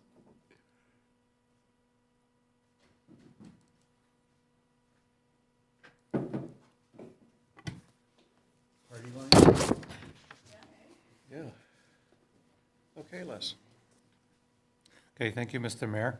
I find it kind of interesting that council declared Cybersecurity Awareness Month, and the first 3 items on the list has to do with cybersecurity and IT. Council is familiar with this report. Basically, we've updated the numbers from last year's project list for computers and software replacements. Basically, we're finding the cost of annual licensing is increasing. We're finding actually the cost of hardware like laptops is starting to come down a little bit. In the past, we were finding laptops are costing between $1,200 to $1,400 a piece. Now they're under $1,000 all in. The network security, $15,265. That's basically the same cost because we were on a 5-year agreement. Looking back, that was actually wise of us to do that because that cost has held. Backup discovery, we're moving towards a new company. The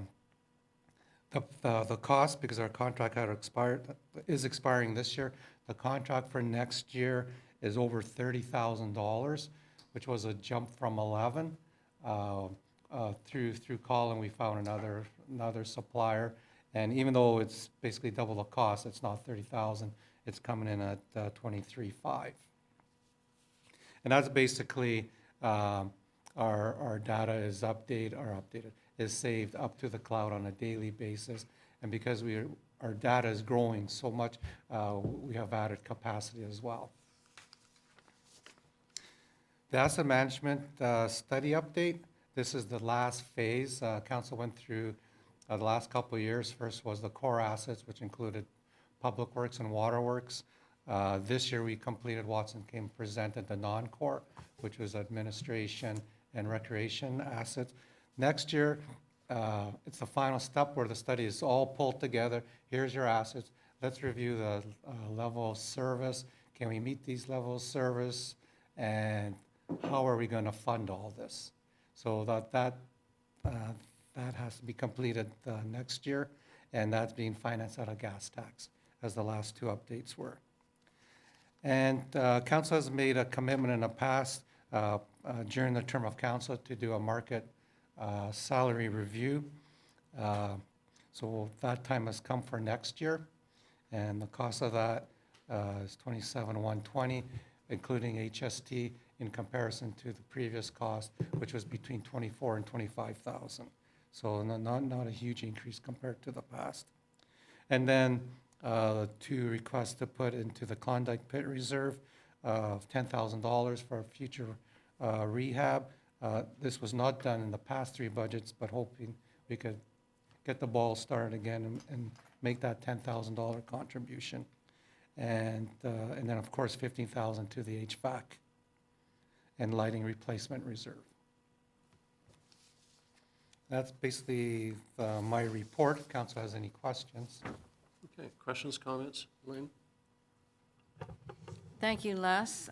Very good presentation of what's needed. I have a couple of questions. One of them has to do with licensing for software, and we've probably asked this question before and got an answer, but I now don't remember it. Have we investigated a county-wide licensing for software? Our GIS is working with the county as a group of the lower tier municipalities, but this software licensing is specific to our own use. So basically, every laptop has Microsoft on it. So we have to pay a couple $100 a month to Microsoft to use their license as a group. So we haven't looked at it like county-wide, but it's very user-specific, the license. For example, our Keystone accounting is specific to us. So that license over the years has gone from under 10,000 to now it's over 12,000. So. Yeah, I just, it always irks me that, can we not get economies of scale procurement benefits by going en masse as the county to license all Microsoft licenses for all computers? I don't know. It's just floating out there in my mind. And I have one other question, and you know it's coming. The salary market study, there is an organization called MuniServe, and they have a municipal compensation database. It would cost us, if we are not a member of whatever that group is, $2,000 to join, but if we are a member, it's only $1,250 to join. That gives us access to this information all the time, anytime, and across a large number of municipalities. And so I wonder if we can have a look at that versus spending $27,000. That's the only real question I have in terms of a spend. Well, with the market study upgrade, Council is familiar with Marion Love.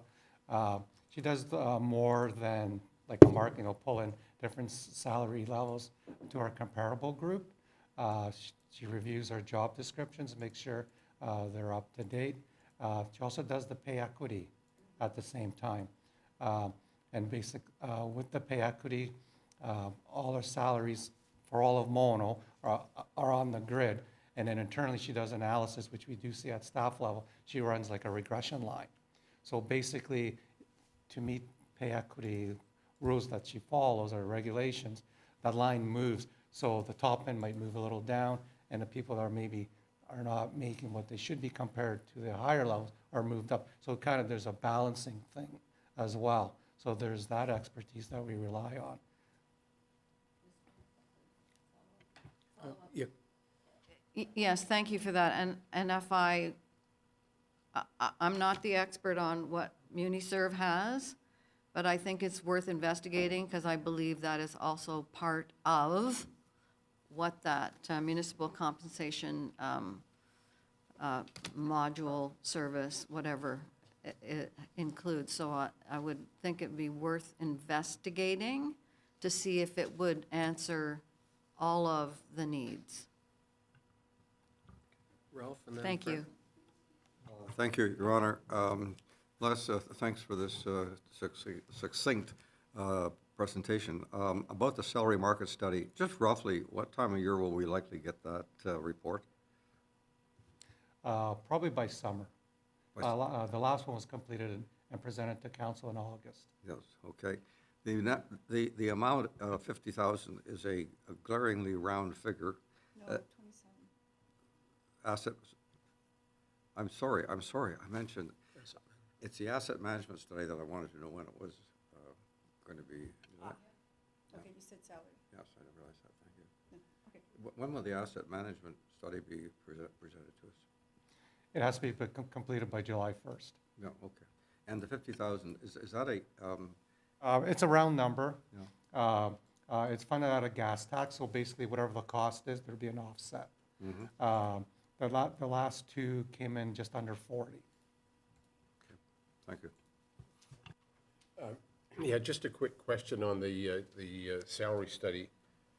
This year, it is going to include some private sector comparisons, which I think is a first, I believe, going on memory. Yes. But my question would be, when Ms. Love compares our salaries with our comparators plus some private sector people, is she going to look at the issue of benefits? I asked that.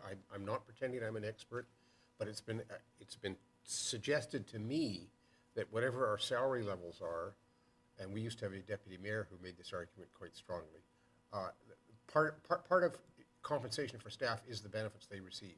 And Mono has a tremendously healthy, and I support it, but we pay a big chunk of benefits. And what I'd like to know is that comparable to what the private sector is getting? No, but it's all municipal. I know. Well, for one thing, the private sector is increasingly not getting defined benefit plans in terms of retirement. So that's one of the big differences between public and private sector is the kind of pension you end up getting. But my question to Les is Ms. Love going to compare benefits? I'll make that request, Deputy Mayor. Les, I have a question having to do with the departmental computer/software replacements. Can we have a breakdown of that $75,000? How much of it is equipment and how much of it is software? The reason I ask that is that we get into this sort of thinking of life cycle where the computer has to be replaced because it's 5 years old, not because it no longer works. See where I'm going on this?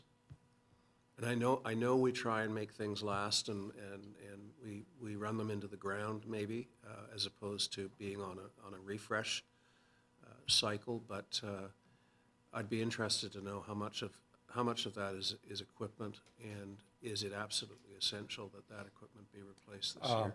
In anticipation of that question, Mr. Mayor, I made a list for you. So I mentioned about like the Microsoft licensing and that. So on a monthly basis, we're paying approximately $2,300 a month for everything. So that works out to just under $28,000 per year. I mentioned our Keystone software. It's at $12,000. We have this citywide software, which is part of our work order software and also helps with our asset management planning. It's at $11,000 a year. And then annually, we do what we call a security IT audit, where we have a firm come in and they blast our, that's Jake's word, they try to get into past our security system. They try and hack us. They try to hack us, yes. Yeah. And so far we have, they always make suggestions because that's, you would have something, look at this, that. And then as far as hardware, most of it are hardware are laptop replacements. So part of that 75, I have $10,000 for that. So not a lot of hardware. Like I said, it's mostly the licensing and paying for use of the software on an annual basis. How much was the hacker grant? $12,000. He was just over 10 last year, and I kind of built in his IT inflation component, which seems to be more than CPI. Well, I'd like to echo Councillor Cape's opinion that we should be looking especially at the Microsoft software as a county-wide purchase, as opposed to each municipality going off and being treated, as one small municipality as opposed to one large purchaser. Thanks, Mayor, but do we know that they offer that anymore? I mean, so many people no longer offer those kinds of things, that, if it's in demand, then the price goes up. So if more of you want it, well, great, we're going to. No? Okay. We just want to ask and see whether we can do something there. Under certain,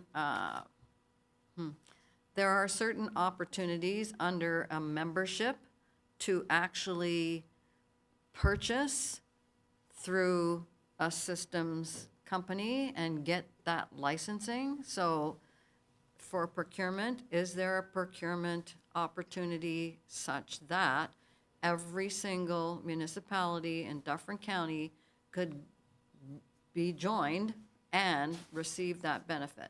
So I don't know, and the county would have to be the, on the hook for being the member. Well, the county has an employee whose job is procurement. And we don't, I moved a motion at county council. Fred will recall that we do an annual report on efforts made to buy equipment and services, you know, in conjunction with others and create some economies of scale. And believe it or not, it was voted down. I don't know why to this day.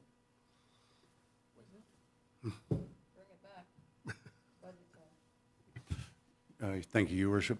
I think there's a large variance in the services that are being provided, which may be causing less concern with this, right? Mono's definitely, in my opinion, at the forefront of our cyber security, so definitely would be something for our IT specialists to comment on.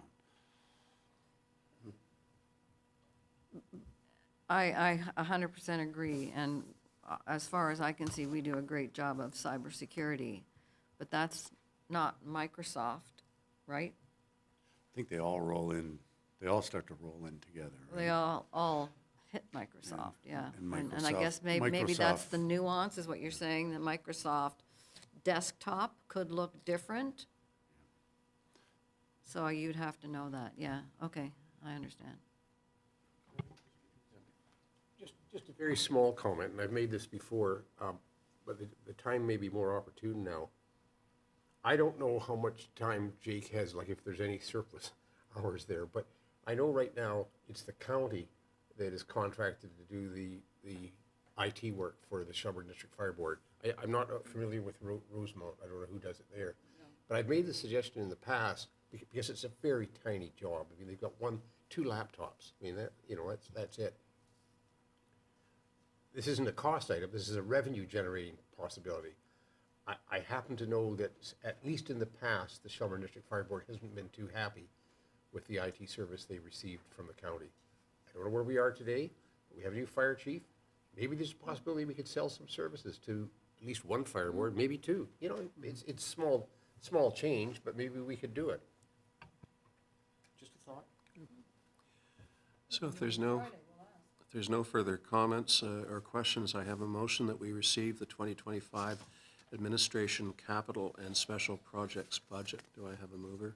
Councillor Capes moves. Councillor Manfield seconds. Any opposed? No one opposed. So the next item on the agenda is the Recreation Department Capital Budget. Hello, Kimberly. Thank you, Your Mayor. The first thing I wanted to say is I see our gallery have all left, but I too wanted to express my thanks to all members of our sport groups that were here this morning and took time out of their schedules to come and make their presentation to council to let us know where they are, how they're doing, and what their requirements are or hopes are for the coming years. So I just wanted to go on record to thank them for being here. Can you ask a question on that point? Let's move on with the presentation. Yeah. The capital budget from the Recreation Department has been presented to council, or is being presented to council this year, strictly from the Recreation Department. As you can see, there are no numbers in here reflecting any of the asks from the sport group presentations that you saw this morning, or other individual members of the municipality. So as directed by council, or if directed by council, if you would like additional items added to this capital budget, all you need to do is let me know, and I will do so at the direction of council. For 2025, we continue with our focus on looking after our infrastructure and making sure that we provide safe and enjoyable environments for all of our parks, trails, and facilities. We also want to be cognizant of any aging infrastructure, and we also want to be aesthetically attractive and keeping up to date with what our what the trends are, as well as what our competition is doing. So we want to make sure we stay competitive. As opposed to my going through every one of the items listed in my budget, I will let council know that this is not a wish list budget. This is a budget that I've put forth to council, letting you know what needs to be done.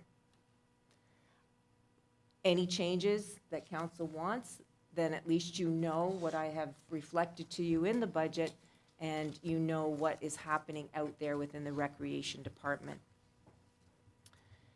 So with that, you will see that there is an approximate ask of just over $400,000 in capital projects.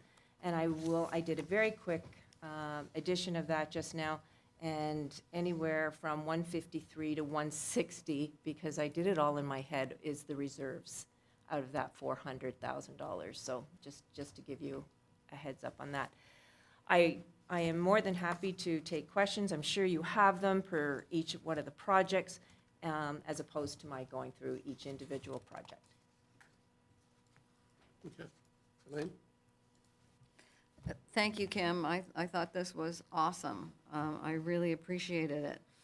I thank you for that detail, and I thank you for clarifying right now that this is needs focused, and I think that's how we need to be. So I say this with all respect. Each of the playgrounds that I look at, and I'm not sure, I don't know the right word, but it has kind of like I'll call it a template, cookie cutter vision for each one and what it looks like. Is that something that we can review? You know, where all of them are asking for $200,000 of surfacing, and at the time that we replace them, could there be advancements in surfacing that are different, that don't cost $200,000? I'm not sure. Just these are things that came to my mind. And, you know, what kind of research or comparison, you say we want to remain competitive, have we done with other municipalities' playgrounds? And what input have we solicited from the residents, including the kids, as to what they want? I saw a program whereby they allotted the budget from the town to the citizens to build the play area for their children. And the children came up with this design, and they took all these big, huge recycled tires from transport trucks, and they built this massive dragon through this whole park. And they painted it, so the community actually built it. You know, I think the town might have funded some of the money for the expenses for whatever. I don't remember all the details, but I thought, wow, that is fantastic. So they didn't have the slide and the this and the that and the surface. It was on the grass, and it was this big, giant thing. And I know Mansfield Ski Club did the same thing. They created a kids zone on one of the hills, and they did the same thing with that kind of structures. So I just, you know, it's an idea. I put that out there. And, you know, I think it's nice if the community can contribute and feel part of the ownership of creating that playground for the children who are there. And the kids have ownership, and they have a place to, you know, bring their ideas about what they would want. So that's just one thing. I just wonder about that. And lots of people in the audience today, but I'm going to ask this. What consideration are we making for the aging population and how they could benefit from the playground space? because, you know, you used to see shuffleboard and whatever. Like, I'm not sure what that looks like, but it's very geared to smaller children. But is there something that could be part of our playgrounds that are for the adults? Bocce ball. I'm not sure what it looks like, but it was just one of those things that came to my mind. And, you know, going back to a comment made earlier, I think Mr. Nix, you made this comment, that we do have an aging population. It's not just here, it's everywhere. But, so what would they like to see in a playground? Can't they have a playground and have fun? Come on. Yeah. So the other thing I wanted to make a comment about was, under trails, the Fieldstone Gardens, that we've taken this over. Don't residents want to play in the gardens and be part of the, maybe we should actually turn them into food-producing gardens as opposed to, the HFFA would be really happy. And also under DCEC, they have a food access group. Lots of churches are giving up their space. Some other organizations I'm not allowed to say out loud. And it would be interesting to turn those into communal garden space rather than flower planting, unless you plant flowers that you can eat. So that would be nice. And then there was another comment in there about the trail from Watermark to Monora. And I wanted to clarify, is that the park that I've had conversation with the resident about? Or the trail, rather? So that's awesome. And I see from the pictures the change over the years. So yes, that's great. Monora upgrades. I guess I was wanting to, and maybe this will come later, obviously it will. The revenue from rentals, what that looks like, and has that declined because of our, standard of kitchen is not HGTV. And the number of declines that we've received because the kitchen didn't meet standard. If that information is out there anywhere, I would like to know that. And then at Mono, I just noticed that the chair reserve is so much higher than at Monora. Is that because we just replaced the chairs at Monora, or we have more expensive chairs at Mono? I don't know. I just was one of those things that popped off at me. There's more chairs. There's more chairs. Okay, thank you. And then the vehicle. I just wondered if there are any public works trucks that are being replaced that could be used for recreation. Just things that pop into my head. I can't help it. Anyway, just leave that there. Nobody has to answer for that. And then Kim, I really loved your comment about the invitation for council to make any comments about what they would like to see included. And now, I don't think this is the right place for me to do that, but I will, at the end of the meeting, put some notice of motions on the table. So thank you for that. Thank you. And thank you for all the great work that you do to make sure that we have all these fabulous facilities and keep all these residents happy. Questions, comments, Fred? Just a few, I have maybe 2 or 3 comments. I mean, first of all, Kim, I do appreciate your report, and I know it's based on needs. And I do remember what we did to your capital budget last year, and I apologize for that. But I simply don't know where the money is going to come from all these things, and we haven't heard from Public Works yet, which really terrifies me. But my questions are 2 or 3. One, we have a recreation reserve. I think this came up from one of the audiences asking a question. I'd like to know maybe from Les where we can spend it. And it's a 2-part question. Can any of that money in the reserve, you've said that of your $408,000, wherever it is, about 150 to 160 is out of reserves. Can any, what? 4 reserves. Oh, 4 reserves. Can any, 2-part question, can any of the capital expenditures you've put down here on this list, can any of them be paid for from reserves? And my second question is, could any of that money in that reserve, which has 113,000 from BTC, and I've been told by the clerk, Your Worship, that I do not have a conflict of interest on this because the money's been paid, it's now town's money. Can any of that money be used for any of the requests from the clubs we heard this morning? I'm not advocating, I just want to know how that money can be used. Yes, it can be used for capital improvements or new capital. It cannot be used for operating. So some of the So clubs for asked- park enhancements, yes.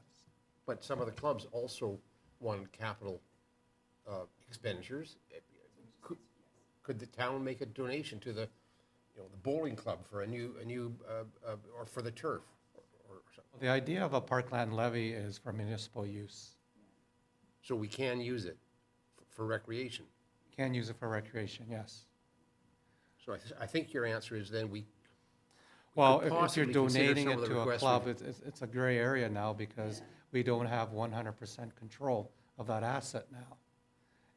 So parkland dedication is for, parkland improvement that we control and run and maintain, and it's our asset 100%. All right. So I do note, though, there's a bit of a gray area here. We're not really sure. Okay. Leave that one alone. My last question to Kim, just because I've been to a number of events at Monora, not so much Mono Center, my problem every year when I look at those two buildings is they don't pay for themselves and they cost a lot of money, and we're going to fix the kitchen up again this year, but how is the usage going this year? My sense is there's a lot of things going on at the Monora and Mono Community Center. Are numbers up? But can you give me a ballpark idea of how much they're up? I can in about 10 minutes, but I can't right at the moment. Okay. I'd have to do a little bit of investigation. I know they are up. Emma's doing a fabulous job at looking after our rentals, and from my overseeing that, we're definitely on the upside. Those are my questions. Ralph? Thank you. Kim, thanks for doing this. I appreciate it. I have two questions. One is with respect to the Hannison washout, $17,000 for paving. I'm wondering, is there any other way of dealing with this than paving the whole stretch? Like, for example, a culvert and something that can direct the water away from washing it out? We have gone the culvert path. We have gone the culvert route, Yes. and unfortunately, we're still experiencing these challenges. Well, And right there, you've done the culvert route or some other place. yeah, it's just down from there, I believe. There's two, yeah. There's one, so actually there, you know me and my directions, east and west of it. East of the trail comes off Meek. East of the trail comes off Meek. So there you go, east. I'm sorry, I am absolutely directionally challenged, and every single person on this table will attest to that. So east of the Meek Avenue catwalk is where we've put in a culvert, and we're still challenged with these washouts when we get these downpours. So the culvert at the point of the washout, I mean, I can't visualize it because I haven't seen it, but that culvert at the point of the washout wouldn't work. I'd have to resort to our Public Works Department. I haven't looked at it very closely. Okay. It's something that we That's fine. It definitely just seems investigate, 17,000 but, and paving the whole stretch seems to be maybe not the cheapest way of approaching this. Okay. This also will make it more accessible with an asphalt walkway. Mhm, mhm. So just, The second question is with respect to the kitchen, $49,000. I want to be clear on what that included. You've got upper cupboards, lower cupboards, and counters. Is that, and that's going to be replaced, but your staff would do the installation, is that it? yes, similar to what we did at the Mono Center kitchen, staff will be looking after all of the labor. 49,000 covers exactly what you just said, upper cupboards, lower cupboards, and countertops in both the kitchen and bar area at Monora. Okay, thank you. Maybe we can chat after the meeting a bit about that. Thank you. Any other questions or comments? Well, thank you, Kim. Have a motion that we receive the 2025 Recreation Department capital budget. Moved by Councillor Melinda, seconded by Councillor Capes. Any opposed? That motion is carried. Next item is the NVCA draft budget. This is just here for our edification. Ralph, was there much strom and derm at the? Well, there was a push by a couple of councillors to add people to the planning department, which raised the budget by, I think, $200,000. Otherwise, it was just as presented by the staff. That addition was approved by the board, although I voted against it. You voted against it. Did anyone else vote against it? Yeah, a few other people did too, particularly from our end of the waterway. Yeah, I think we get out-muscled by the Simcoe people, do we not? There is an issue with respect to planning. The volume of work is high. There's a demand and an interest in providing reporting very timely, which adds additional stress. And although I felt that we shouldn't be adding these two, I can understand the arguments for increasing the staffing. And how are their fees? Are there fees for the, permit application? The fees are supposed to cover the expenses, and I'm not sure that how well they match up. I suspect they don't. This just makes me, anyway. Are they looking at ways to provide their service at a more efficient and effective level and reduce their costs? Not obviously when they increase them by 200,000, but it's like there's no limit. Like the sky's the limit and we just keep going. There needs to be some kind of, this is the basic level of service and this is how much we agree to pay for it. And that's it. Anything else you want on top of that is à la carte, and you pay for that separately. Like, I just don't see that flexibility. I'm really not close enough to the processes to answer your question responsibly. Well, I think this is probably true of all conservation authorities, but I really think they need to take a hard look at their fees, because I think we're subsidizing. My gut tells me that we're subsidizing the Conservation Authority when in fact they should be operating on a cost recovery basis for, especially in areas where there's great development pressure, and that frankly in this area is Simcoe County. It's not in Dufferin County.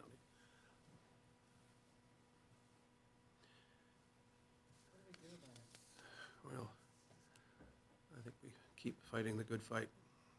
Well, you can see the change there. The change is 491,000 on top of a previous budget of 4,788,000. So I haven't done the math, but I think it's close to 9%. It's unsustainable. Well, it's unacceptable. Yeah. So I'm only one vote on that board. I know. Well, do they have such things as recorded votes so your opposition can be memorialized? I don't think we use that. I think it might be time to send them a message. Okay, I have a motion that we receive the NVCA 2025 draft budget. Yeah. Before we go into that, for comparison purposes, the CBC draft budget is going to be up by 4.1% this year. It's draft. 4.1. It has not been approved yet, but that'll be this Friday. We vote on that. Okay. something's out of whack. So- You know, and especially the information I received about the turnaround for the Rogers permits that are applied to that are necessitated by the CVC involvement. They were taking their full 30 days. They were not turning those things around as rapidly as we are. I understand that has changed, and that I think they may well have issued the permit that was holding up installation in Mono. Okay, so do I have a mover and a seconder for this motion? Ralph, do you want to move the receipt? Yeah, I can move that, yes, and a sequela. And a seconder? What did you say? Another comment. Oh, go ahead.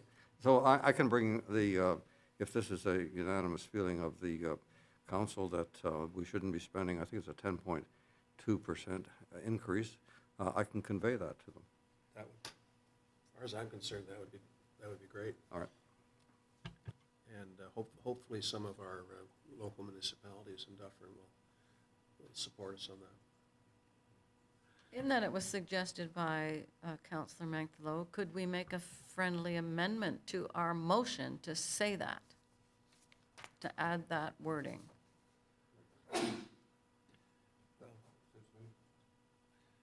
So the motion reads that we receive the NVCA 2025 draft budget under duress.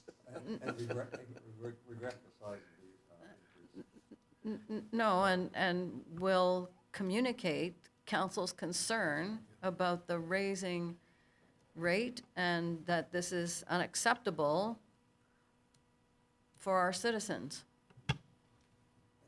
Perhaps in the process of deciding how best to do this, perhaps the mayor should be sending a notice, a message, Yeah. a written call. Fred, do you have a sense of how we can clean this up? Your worship, I'm not at this point completely clear on what council's intention here is. So we're going to receive the draft budget.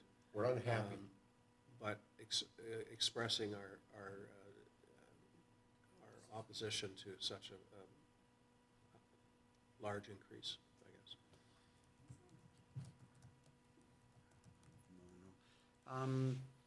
So that we receive the NVCA 2025 draft budget and that council for the town of Mono, He's unhappy. I'm looking for a Communicates. verb or, Displeased. What is it that is the problem? It's too high. Concern.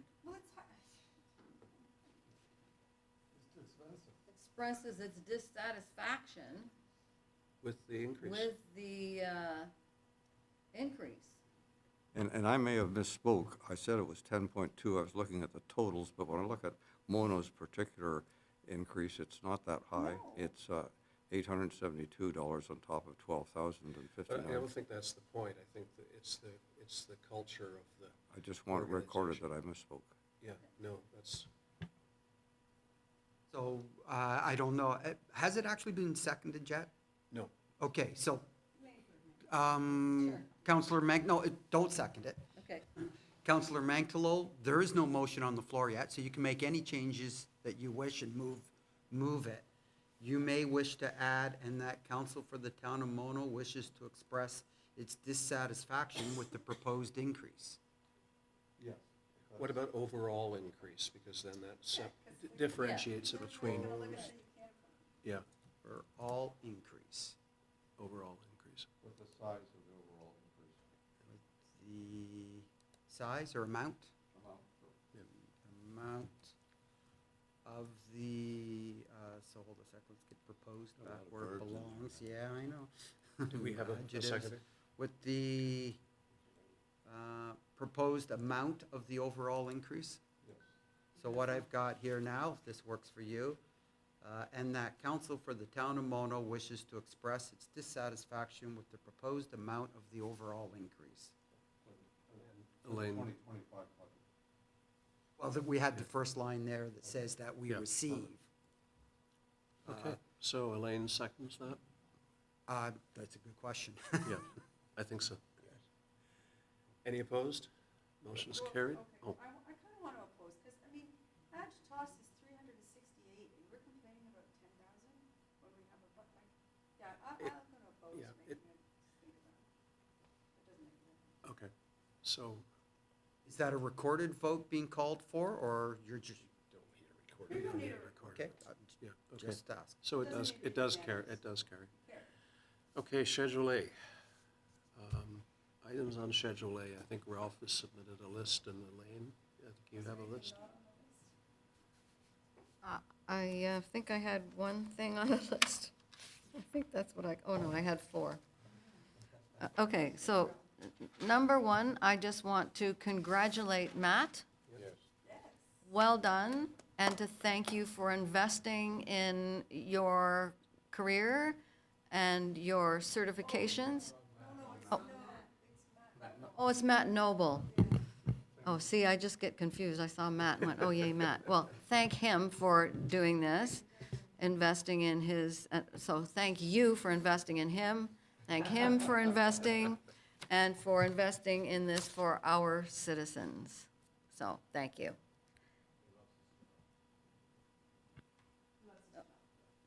Do you want me to ask my other go ones, or? ahead. Oh, does anybody else have anything to say about number 2? Oh, No, I support that. I'd requested the same thing. I think it's important that Matt Noble knows that we are aware of what he's been doing, and that we are very supportive, and we give him a good hand clap. And I think it's all we need is for the other Matt to pass that on to him. Yeah, it's a long process. It's, Matt started taking these courses in 2016. So the first step is he achieved in 2020 towards the certification. And yeah, he's met the 3rd out of the 4 titles, so designations. So the next one will be the senior, which he's younger than I am. So anyway, so that'll be there's still time. But yeah, I want to congratulate him. It's a challenging process, and yeah, look forward to him continuing the education and fully support it. And it's good for the community, it's good for the profession, and yeah, look forward to him getting the rest of the courses under his belt so he could get the senior. yeah, it's a big time commitment. Okay, so number 3. Oh yeah, number 3. And I'm glad I have this in my hands. Like, this is spectacular, I just have to say. Everything about it, I don't think there's another, I'll probably get in trouble for this.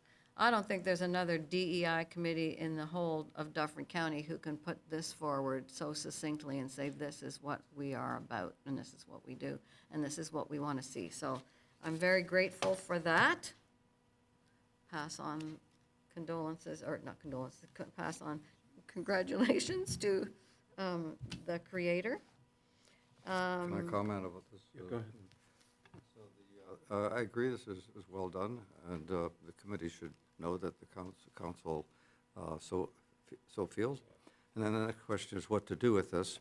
And I've had some discussions about this, and I think that this is appropriate, that it should go to all of the households in Mono, and I'd suggest that it be appropriate to go with it in the next tax notice. Yeah, included in the next mailer. Mailing, yeah. Did that come up in the meeting? The committee decided that? No. Is this a council recommendation? That's right. I was asked by somebody I've whether discussed it with- we were going to distribute it to every household, and my instant thought was maybe not as a standalone mailer, but as Don't something spend any money on this. No. included in something that's going We out could anyway. put it in our newsletter, take components of this, and it will be in the brochure thing at the front, and it will come to all events that we have. I don't know, Mike has something to add. So the newsletter is a loose leaf mailing. It's not in an envelope, so it would have to be stuffed. Yeah. No, but I just mean put the content, make it tiny, make it 1 page of our newsletter. Oh, sorry, make it 1 page of our newsletter. So reduce the size and be able to just condense it down into a one-page to actually have it as part of the newsletter. But Elaine, you just commented how wonderful this is and how nice it looks, and you're going to put it into a Put it in newspaper. exactly the way, in the format it is, reduce it, but people are not gonna hand this out to their friends. It's information that we want people to have. It's a thought. If you want the residents to see it, we should send it to them. And maybe the tax mailing is not the best, but that's one good way. Okay, all right. So the next tax bill mailing is January? End of January, so that's the availability there. The newsletter, it has reference to the DEI website, I believe, already. So. Right. Those, and then obviously it'll be at the front counter for a while, or for eternity. And, until we haven't gone to print on that's just special paper that we tried to have your bond paper. Right. So it hasn't gone to print yet. Oh. The committee approved this, and we'd have to assess any available budget and costing with respect to printing, because the DEI committee did not have a budget. Right, but the intent was that we would use this at town events, like have a whole whack of them at the Halloween party. intent was that have them the- at yeah. Winterfest, for people who come to take them. The intent was that the committee would use this at town events. So the committee was to decide on what events they would For get sure. a table at. Right, and they would have these as handouts. Right. Yes. Yep. Let her rip. This is pretty, and I'm acknowledge your enthusiasm for it, but I really think that we need to be moving away from fancy paper, from spending money on things. Educating people today needs to happen more by word of mouth and electronically. I'm pleased to see that there's the QR code on this, but it really, I would be loath to be agreeing to spend a bunch of money on every household having another piece of paper mailed to them. The mailing costs money, the paper costs money, the ink, the whole thing just seems to go against. The message is terrific, so the message needs to come electronically and word of mouth at meetings. But I don't think we need to be handing these out to people. Well, and the handing out is that they would be available at events for people to take. It's not that we're printing enough for every single person in Mono to pick up at these events. Unless we decided to put it into a tax mailer. Right. Yeah. And, you know, obviously, if it's going to be produced for that, we have to take into consideration the kind of paper and the sizing so that it can, you know, fit in an envelope with the actual tax bill. Okay, next item. Okay, the next item is number 8. I just wanted to make sure, and I don't know how we do this, but if we're talking about international agri-food workers and being newcomers and being welcoming, I would, if we're talking about international agri-food workers and newcomers, that we connect them with polycultural. Polycultural is a new immigrant service that we have that is has their house in Orangeville on the main road there, and so I don't know what that looks like. I could do that if you so wish, but I do think that we need to make sure that polycultural is aware of this and that we have them as a contact.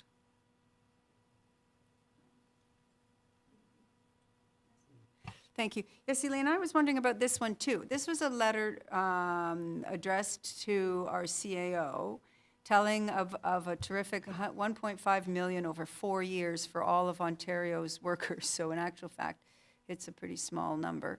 But I wondered, do we have, in Mono, do we have any need for, like, are we going to apply to get money to have like a maximum of $100,000 or $75,000? Do we have anything in Mono that would qualify for this, or is this just for information? So more information, I believe, for Mona, but when we did the community risk assessment for the fire, we did identify a couple of farms that had seasonal food workers. But I would think that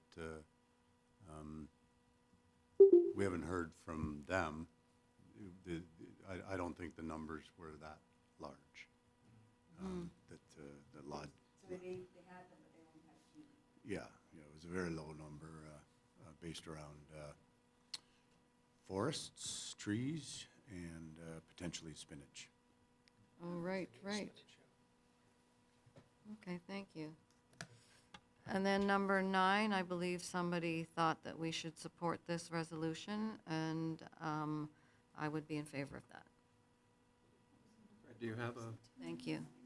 a mock-up? Your worship, I don't have a suggested resolution for this one. I had suggested to council that maybe someone wanted to propose one. And I got back. Because this one, this is something that had already come to council, has now been supported by another municipality. So I don't know if council's looking to support the original big city mayors, support Orangeville supporting the big city mayors, or do a standalone one. So with that in mind, I'm going to seeking defer your direction. to Ralph on this because he was interested in this one. Well, Fred, I think that usually we don't support the supporters. We support the original, and in this case, the original mover, which would be Ontario's big city mayors, I think. Yeah, well, I don't normally put support for a resolution on, but this one came from a fellow Dufferin municipality, so those resolutions come before council. Otherwise, you wouldn't normally see this. The original press release from this, of course, council has seen. So what's the wish? So the issue here is so bloody huge. It's just overwhelming. We've got a 250,000 people that are homeless in Ontario. I can't believe it. And anything that we can do to press the provincial government to recognize this, I think, is worthwhile. And so this is why this one stood out for me. And it's probably going to get worse because we have a housing crisis that there's no solution in the horizon. And this needs some emphasis. They have had some suggestions here. One was that they have a minister who's responsible for this, that in other words, the provincial government could recognize this by creating a folder which somebody would be in charge of, and that might get some effect. And a task force as well. I don't know whether these are the best way of going at it, but I do think that this is a huge, huge problem, and we should lend our support to some attempt to solve it. So is there an interest in supporting the original initiative of the big city mayors? So could we fashion a motion that we support the original, or the initiative of the big city mayors on this? Do you want to just simply support that, or do you want to do similar to what's here and have a complete resolution that expands and explains exactly what the situation is? Because if that's the case, council could duplicate this resolution, or we could bring this forward for the next meeting. Why don't we do the next meeting? Yeah. That's probably, I agree with that. Part of the problem here is the problem you get when you have 3 pages. Exactly, it's true, right. And I think that we could narrow it down to the essentials. And the essentials are really on the second page in 3 paragraphs, starting with the province officially makes homelessness a health priority. Which they have. So I'm mindful that it's now 20 to 12, and I was hoping that we would be concluded by 12. I don't know whether that's going to happen or not. Any other items on Schedule A? Yeah, Oh, he had a couple, and just if we're going down the row, before you bring your ones below, the next one I thought, I just wanted to make a comment on number 10 about the alcohol. I just wanted, I think it's a very interesting, the horses left the barn, it's happening. Yep, yep. But the question becomes, and what their point was, that we as a municipality, are we forced, do all of our gas stations and convenience stores have to, no, the horses left the barn in that they've made it so that all convenience stores, if they want to apply, can. So this motion from this town was that we want to ban, we want to have the power to make it so our businesses can't apply to you. And so my question was, that's a very interesting solution. Is that possible? And is that possible Well, with respect to municipal powers? the Like, can we opt out? Yeah. The irony, and I stand to be corrected on this, is that when somebody opens a bar or applies for a liquor license to sell liquor in a bar or a restaurant, doesn't the municipality have to approve that or sign off on it? Are we not canvass for our views? It depends on the nature of the license. So if it's a license to sell, there are several different types of licenses to sell, as opposed to retail. So when I say sell, I'm referring to serve. Right. And on those licenses, the municipality has various levels of approval depending on the nature of the sale permit. But the point they're making is that, as insofar as liquor in convenience stores and gas stations, we have no power. I mean, it's simply happening. And we already have a gas station in Mono that does sell wine and beer. Yeah. Right, and that does not come before council for any type of approval. Right. Thank you very much. So my thought, I just on record, I mean, being a physician, that there's no question but that alcohol is bad, and it seems to be going backwards that the government has done this, but we also are in a stage where we're needing money, and geez, let's get user fees, and so that's in essence what liquor sales on corner stores is an endeavor to get more money, right? So no, I don't want to do anything about it, but power to the municipality who has attempted to become a dry municipality. Any other items on the schedule? Well, Ralph had the public health one, Yeah, I'm just studying but it's it right now. it's moot now because of and this was another interesting thing that is about this, and it's terrific that these things come to us, but the timing on how things happen, right? So the original stuff, information about this was in April, and then things were going to happen in, where'd my paper go? Things were going to happen in August, and so then this resolution from, I forget the name of the town here, Temescaming, to support this was actually a little early too. And since this has come out in August, there has been a complete pullback. The resolution was in April in Sudbury and then endorsed in August, but now it was announced that all flavors will be banned by Health Canada, and that was on August 22nd. And now we're into October, so. You're more aware of the most recent regulations than I am. Does that include being able to continue to sell these pouches to under 18-year-olds? Yeah, they're not to be sold. There was the only exception at one point that I read was that they were still thinking that maybe, and I don't know why this is, that menthol was going to be okay. The idea is that this is an additional product that was invented to maybe, because burning things and inhaling that burning, all those multiple chemicals is terrible cancer. And so, but you have an addiction to nicotine. So let's come up with a new way to try to help you get off that. And so they invented the gum and things like that. And so now this one is just a dissolvable lump of nicotine that now we know that once we've taken all of the other toxins out, because we're not burning cigarettes, though the young population is now burning cigarettes, we found that, oh, shoot, nicotine is a bit of a problem too. And so Health Canada has banned it, but stuff takes time. So I agree with your analysis. A question is are the pouches still available in a with no flavor? Or are they just? Oh, that I don't. No, the only thing I read was that they just were banning the pouches, banning flavored pouches, all flavored pouches. Okay, all right.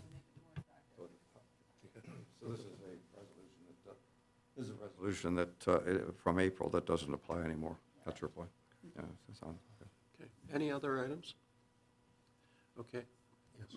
Just out of interest, I heard that in Britain, they've banned vaping. Just a teeny comment, because again, vaping was invented by, adult pulmonologists who were worried about how can we help these old adults quit smoking because smoking's not good for them. And not very long ago, they were all still saying that it's better than cigarettes, it's better, and indeed it's not.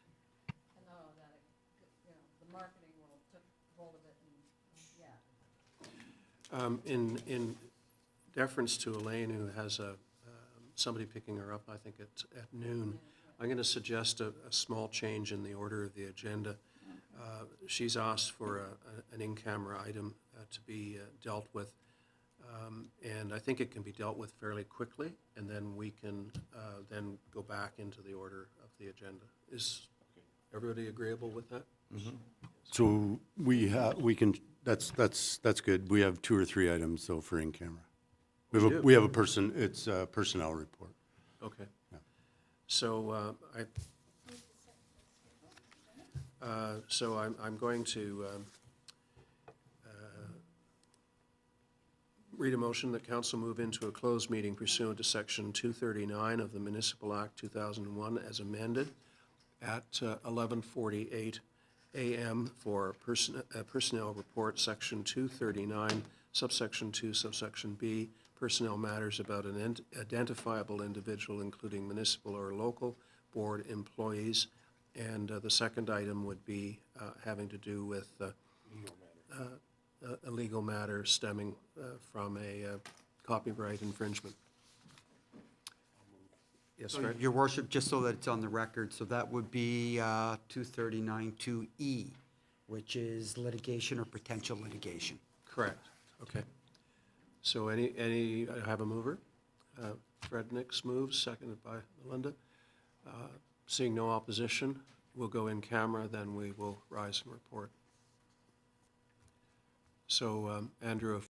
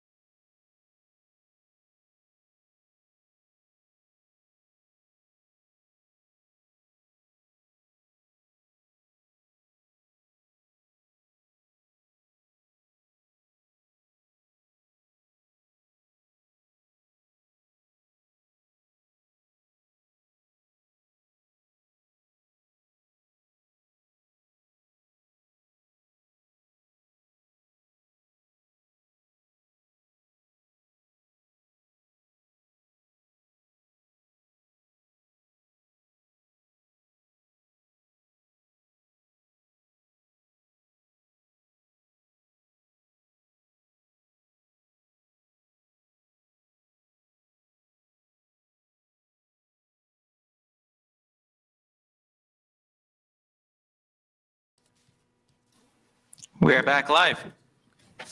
Thank you, and I have a motion that we rise from the in-camera session at 12:33, and that staff proceed as directed. Does that work? Beautiful. Thank you. Okay. Fred Nix moves, Ralph Manctolo seconds. Any opposition? I see no opposition. Going back to the agenda, the reports of members of council and staff projects. We have to do a motion on Schedule A, don't we? Oh, yes, pardon me. Motion that we accept Schedule A to this agenda, moved by Deputy Mayor, seconded by Melinda. No opposition. Is carried. Who moved in second, sorry? Melinda. And Melinda seconded. Reports of members. Who wants to go first? Fred? Yeah, I'll try to be very quick, but there have been some very important developments. The county sponsored 2 talks at Monora Park. I'm only going to mention one. I know at all of our meetings now, we give an acknowledgement to First Nations or Indigenous people in Canada, which is great. But they had a talk by, I'm going to have trouble with his first name, Dr. Take Alfred. He's Mohawk, and he gave a very good presentation. The county says they will get it up. They did film it, so it will be on YouTube at some point. And I highly recommend to the public who's listening and to staff and my fellow councillors that you listen to it. He has a different take than I was used to on the relationship between Indigenous people and the people mainly of European descent, or the people who are not Indigenous, okay? It's quite a different take, and it's well worth listening to. Coincidentally, that was on September 26th. On September 30th, Monday Night at the Movie, which started their 26th year, if you can believe it, 26 years they've been going, had a film called Red Fever. It was done by a chap by the name of Neil Diamond, not the singer. He's Cree, and what he looked at, and it's done in a humorous manner, but it is very good. He looks at North American and the world's romanticization of, well, he used the word Indians, and it's really and it's very complimentary to the talk that Dr. Alfred gave, in a sense that it changes your perspective of what we think of First Nations and what our relationship to them is. So that will be on YouTube at some point, and I highly recommend that everyone listen to both of those. Here's the thing. So when I went home after watching Red Fever, I did a quick check. It's on the TVO website for free. You can watch it for free. It's well worth. Am I going too long? I'm going too long. Okay, because there's some really humorous points in that film. The only other thing I was going to mention, and Melinda probably is going to mention this too, we went to a Shelburne District Fire Board meeting, and we got to see our new Fire Chief, David Pratt, in action. I'm quite impressed. He has some things that he's going to push that are going to be a bit different than our last Fire Chief, in particular the services we legally have to provide and whether or not we're doing it. And I've been in touch with our staff about whether we should amend our bylaw, which is 14 or 15 or 16 years old. I can't remember how old it is, and I think it's out of date. I think we have to do some work on that.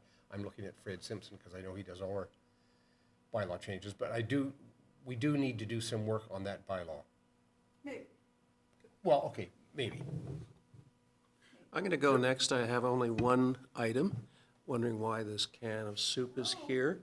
I just want to do a big shout out to staff in terms of launching our food drive and friendly competition with other municipalities in Dufferin, and encourage everyone coming to Town Hall to bring something each and every time they do. That's wonderful. Boy, we're covering all the bases, aren't we? That's not the first time that banner's been on today's meeting.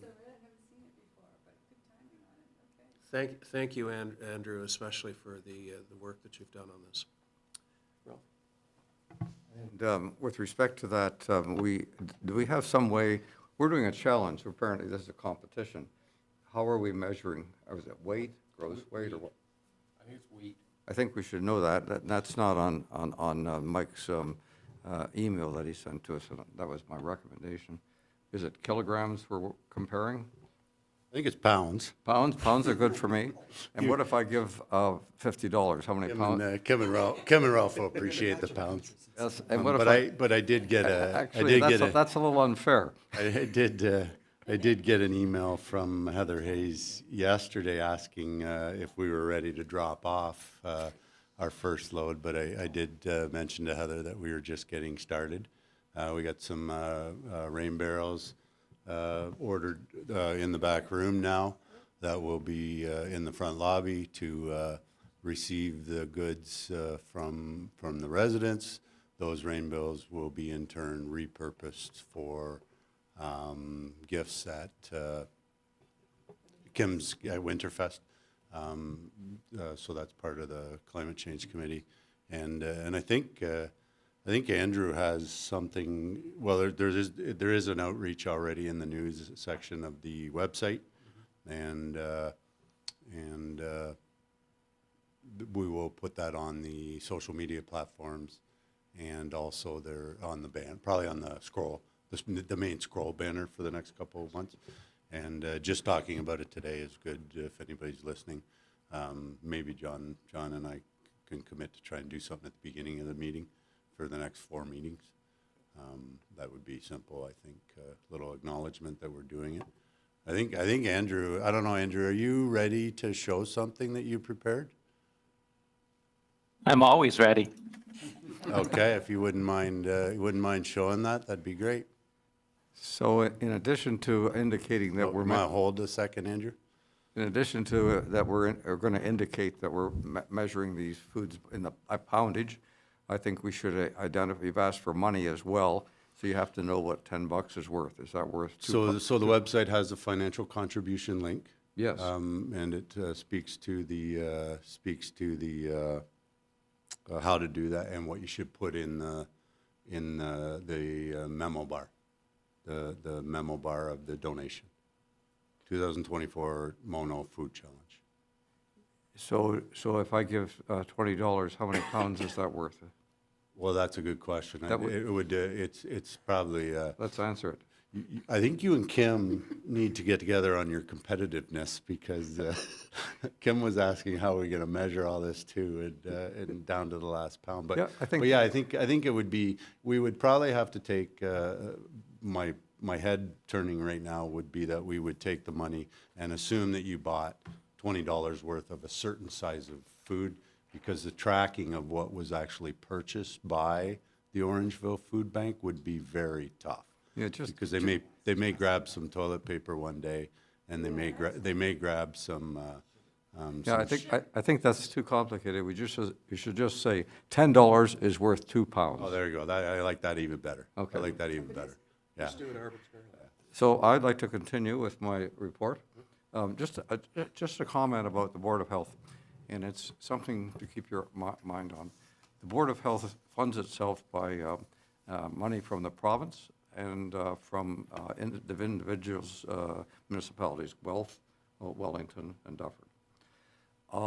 The Board of Health's budget, and they're really very close, I think, to keeping things as tight as they can, has gone up 40% in 10 years.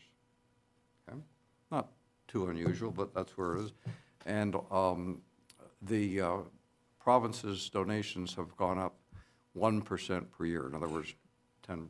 So there's going to be a problem here. The only way that they can do is they can cut services and cut personnel, because the board the expenses are, I'm not sure it's 85 or something like that % is personnel. So just to let you know, we got a problem there. The province is not recognizing it, and there you are. Can I ask a question on the Board of Health? Yeah. I was on the website yesterday looking for when we're going to get news about this new vaccine for COVID and whether they're going to hold clinics. I couldn't find anything on the website on that issue. They should get it on pretty quickly, because I think it's going to be available within a week. But I think it's going to be started with the older folks' homes, and then be available for the public after that. So do we go to drugstores to get it? Yes, yes, it's going to be drugstores as well as special clinics that are held at various places. They haven't announced them yet. And I've been a little bit pushing this a bit because I think that we're, be careful what I say here in public, but we need to move with the disease. And the idea is that November was a good time for influenza, but probably isn't for COVID. For instance, I got COVID in September, and other people I know have as well. So I would have liked to have seen the vaccine earlier. They didn't have it, they only just invented it, right? I got a message from the Shoppers Pharmacy about the new flu vaccine, but nothing about COVID, yeah. I thought an RSV is available. They had projected that the COVID would be for November, right? That was when they first announced that they had the new one and it would be What coming dumb in people like November. us would like to know is when and where do I go, and when I get it, can I get the flu and the whatever? You could, or I you want all could three. go, or you could, if you've got a notification now, the pharmacies are working so, like, it's seamless now to go. You can get the flu when they tell you the flu's ready, and you can go back another time. We go to the drugstore. The beauty of it is we go to the drugstore fairly regularly in our lives. That you could spread them out. You don't have to get them all at once. I'll try and find out again, and you'll be the first on my list to know. Thank you,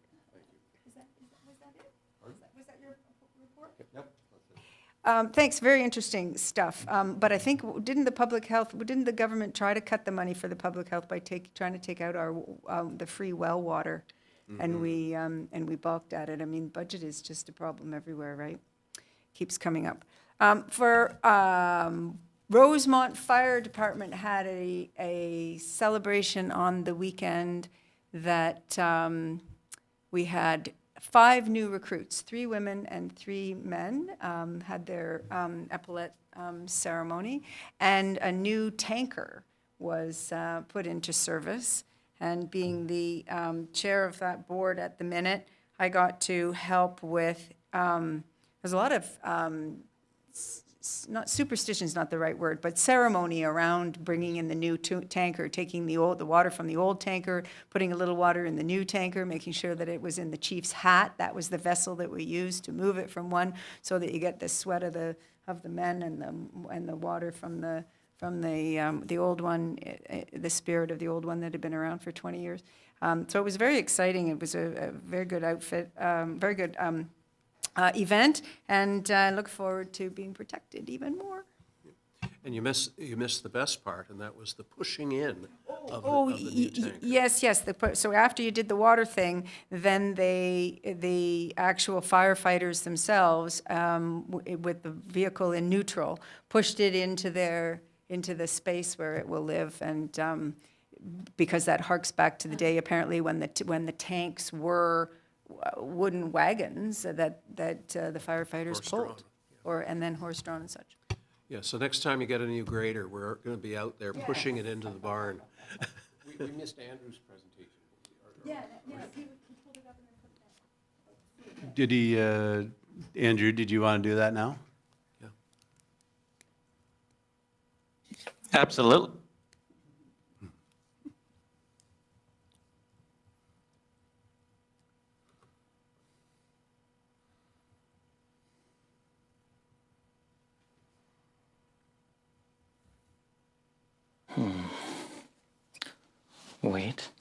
Wait.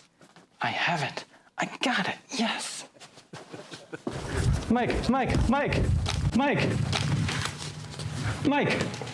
I know how we can beat council at the food bank challenge.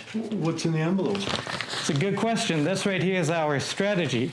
We're going to collect more food. Well, that sounds good. I'm going to get started right away. You did. Have you seen my car keys? What just happened?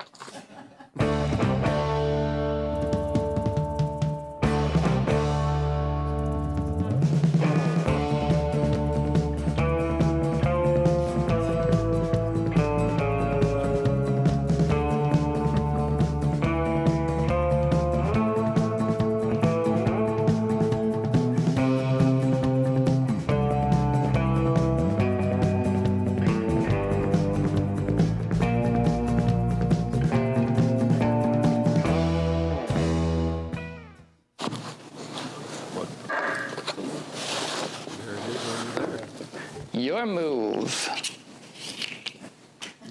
Council.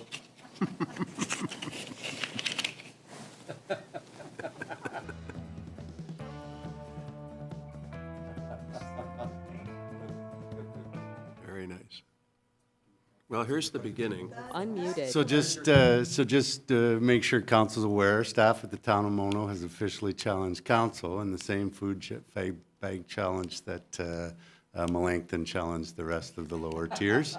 We thought we'd give council a little bit of a head start on their table, so we put a can of tuna on that small table over there. So we've started off your table. You'll notice staff is a little bit ahead of you.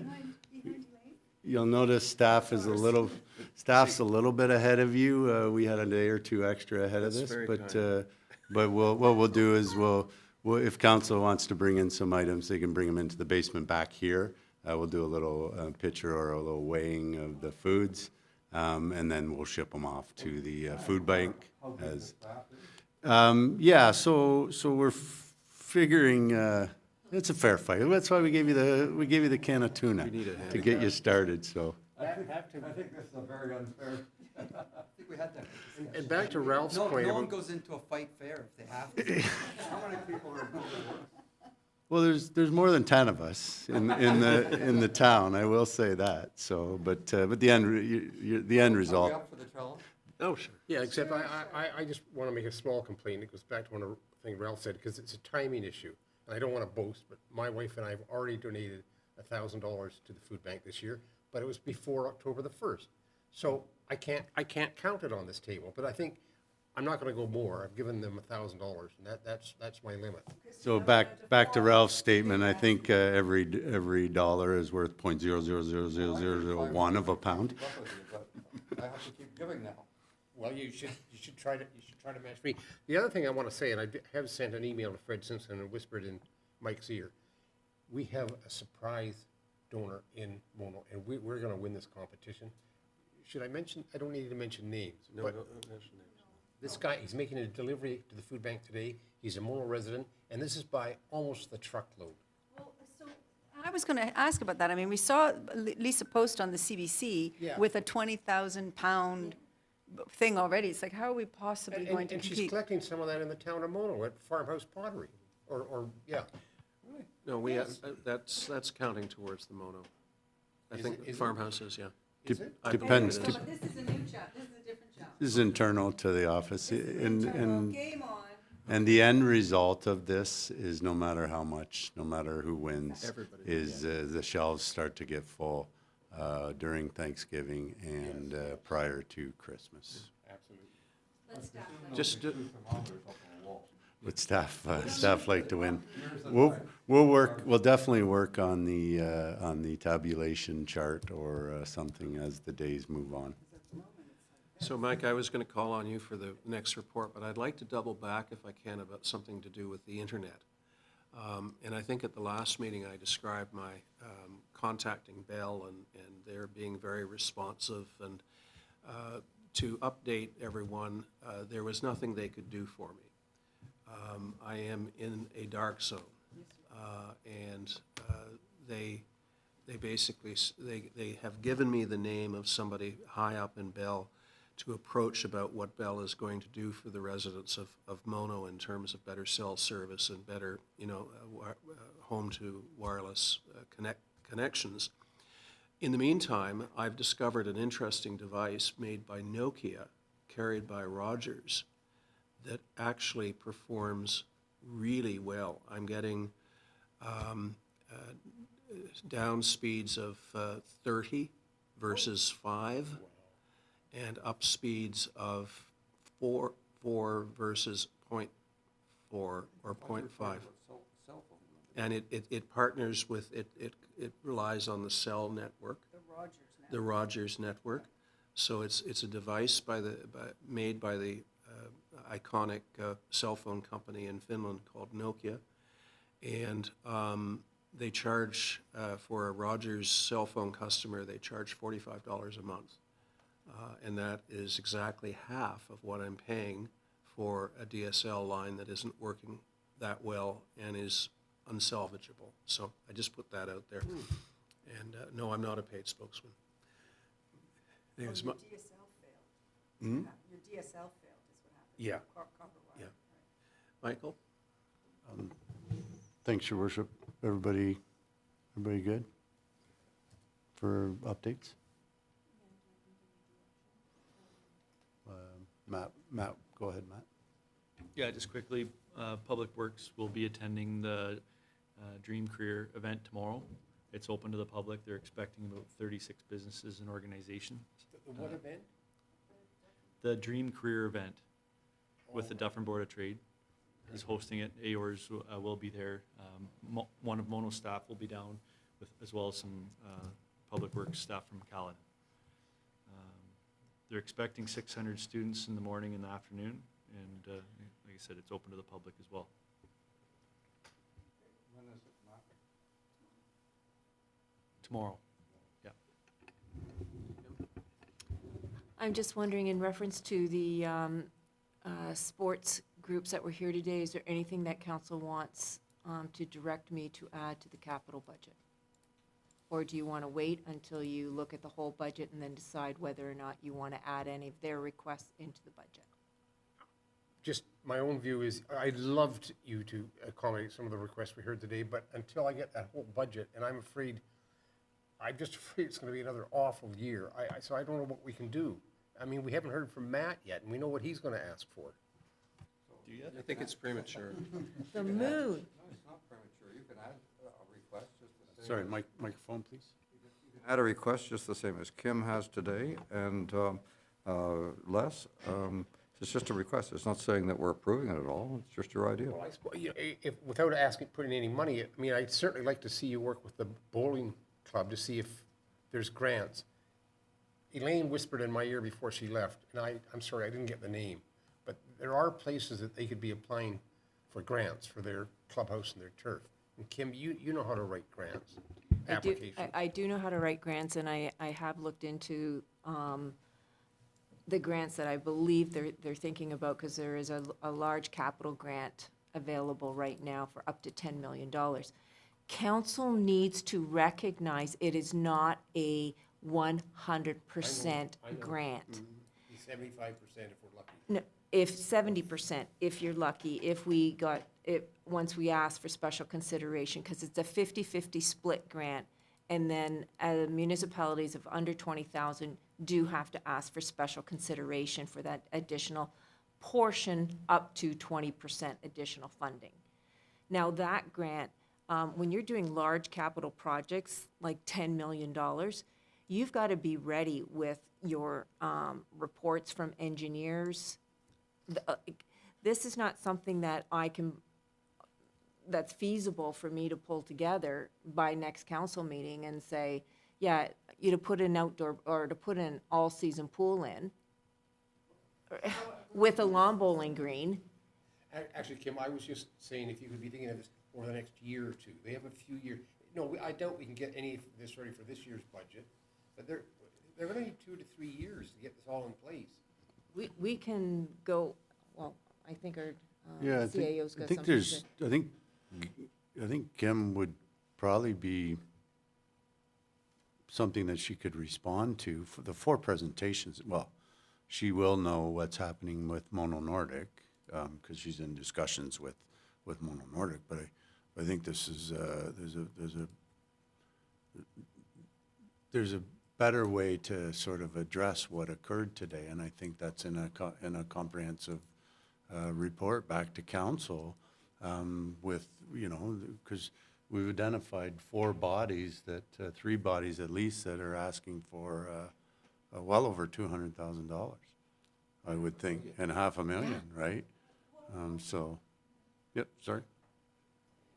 No, well, exactly. But what I was going to say was that for direction from what we, during the meeting today, a direction to you isn't necessarily to add anything into the capital budget, because none of these things are capital. They're all club things, right? And so, but to help us answer the questions that they've asked specifically, like the one about the sponsorship is an interesting one, if the lawn bowling guys have forever had, I forget what the number was, $5,000 or something they've put into their kitty every year, and we're telling tennis they can't. So there's that kind of a question, but also just, and the logistics of what the public pass really means, and those kinds of things. If we could have from answers for you, but from you to help us answer to them, because this, to me, all of this stuff seems like reserve, savings. Let's get the piggy bank out, and yes, we could maybe contribute and think deeply about our reserves that you ask us to contribute to when we come down, because that's what we cut.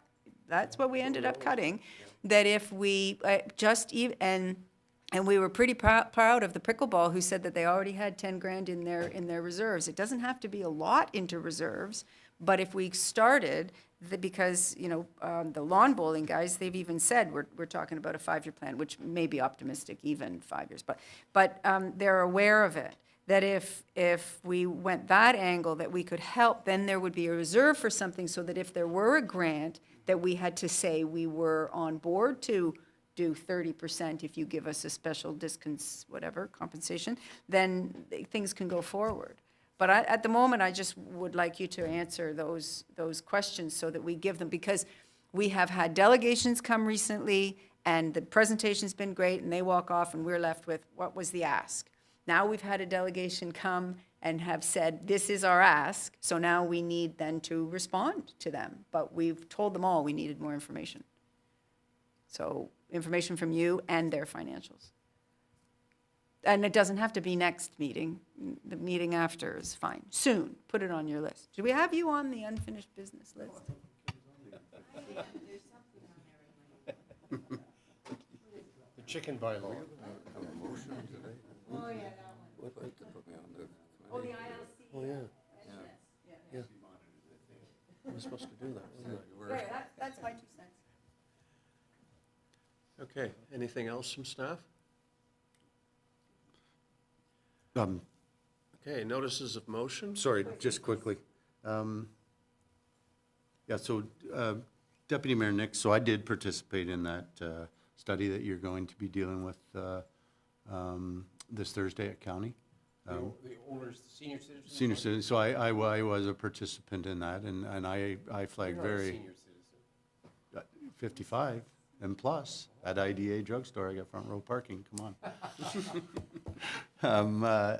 Yeah, so I did participate in that, and through a half-hour interview, we really came to the conclusion for Mono, that, you know, people love to live here, but they love to play here, but it's very hard to retire here after you're out of your matrimonial, your home, once you're out of your house, right? So the residency for geared to end-of-life income is lacking in Dufferin County, where we have the Oaks, which is pretty full care, I believe, and a waiting list. We don't have any intermediate stages where people are selling their family home, getting rid of the farm, and need apartments, and those were where we identified. And we did discuss recreation, low-impact recreation abilities for the aging. So those were identified by Mono through that survey. So, and the fire services plan that council received last meeting, Malmer's putting together a discussion on fire services. Council and CAOs will be invited, and that's coming up in the next couple of weeks. So they're trying to find a facilitator right now to properly run a full meeting on that. So that should come through in the next couple of weeks. Can you do that outside the context that somebody, who knows who, is considering whether we change the whole service delivery thing from the county that, yeah, in the study? I mean, we've got to decide that issue first. I think who's delivering the service? I think this will be Shelburne and Rosemont specific, with Amaranth, Melanchthon, Malmer, and Mono, because those are the two service areas that Malmer's dealing with, and Honeywood, somebody from Honeywood probably as well. But yeah, that's It's more we'll call it the North Services area. And I think it's Malmer trying to iron out some situations further to the Tossarani-Oadjula notice, and probably because of the potential wants of other people to change the service agreements, right? So, but that's hence the facilitator. I suspect Right. our clerk is going to tell us we need a motion to sit past 1 o'clock. Not if we can wrap up in the next 2 minutes, but Kim's got her hand otherwise up. we Kim? do. Kim has her hand up. Make it quick. Super quick, just in respect to the, one of the new volunteer firefighters, I just am very proud to let you know that one of those volunteer firefighters, the female, Abby Bertolo, was one of the volunteers in the town of Mono in the recreation area for numerous years. And she literally started volunteering with us when she was about 9 years old and went right up, coming to all our events and doing all kinds of other things over and above our special events for this department. And I couldn't have been more proud when I saw that she was one of the new recruits for the Rosemount Fire Department. So way to go, Abby. So we're finished with notices of motion then, and this flows from the last meeting. I said I was going to nominate Ralph for our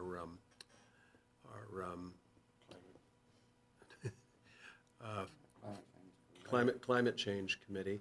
I have had discussions with Mike about possible reconfigurations of that committee, but I think it's important that Ralph be involved with that. Mike, any thoughts? So that's fair. If Councillor Minklo wants to work with me over the next couple of weeks, I can add that as part of my service delivery review with some suggestions and so forth regarding that. So I'll make that motion, and do I have a seconder? So what's the motion say? To put Ralph on the committee. I'll move that. For a Oh, second. sorry?